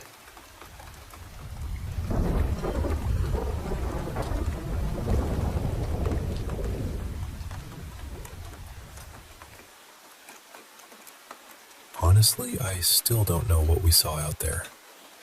I'm not saying it was paranormal. I've never really been the kind of person who jumps straight to ghosts or anything like that. But whatever it was, it scared us badly enough that I've been thinking about it for days. So, for context, I live in Northeast Florida, not too far from Jacksonville. This happened late at night, probably somewhere around 11:30. It was dark out there. I mean really dark. We were deep enough in the woods that there wasn't much light around at all, and we were standing near the car with every light turned off, so I don't think it could have been a reflection. The light itself was tiny and white. That's the part that keeps bothering me. It wasn't big or dramatic at first, just this small white light sitting there in the trees about 5 feet off the ground. I was out there with my friend Ray, just hanging around and talking. We noticed the light, but at first we didn't really react. We just kind of stared at it while we kept talking, trying to figure out if it was a person, a bug, or maybe something reflecting off something else. Then, after a few seconds, it blinked out. And when it came back, it had shifted a little to the left. That was the first moment where both of us went quiet. You know that feeling when your body understands something is wrong before your brain catches up? That's what it felt like. We didn't discuss it. We just got in the car and left. But curiosity is a dangerous little engine. After we calmed down, we decided to go back. We picked up another friend, mainly because we wanted someone else to see it too. Maybe we wanted proof. Maybe we wanted to scare him. Maybe we were just being stupid. Probably all three. About 20 minutes later, we were back in the same spot. This time, we were ready. Phones out, cameras on, watching every direction. And that's when I saw it again.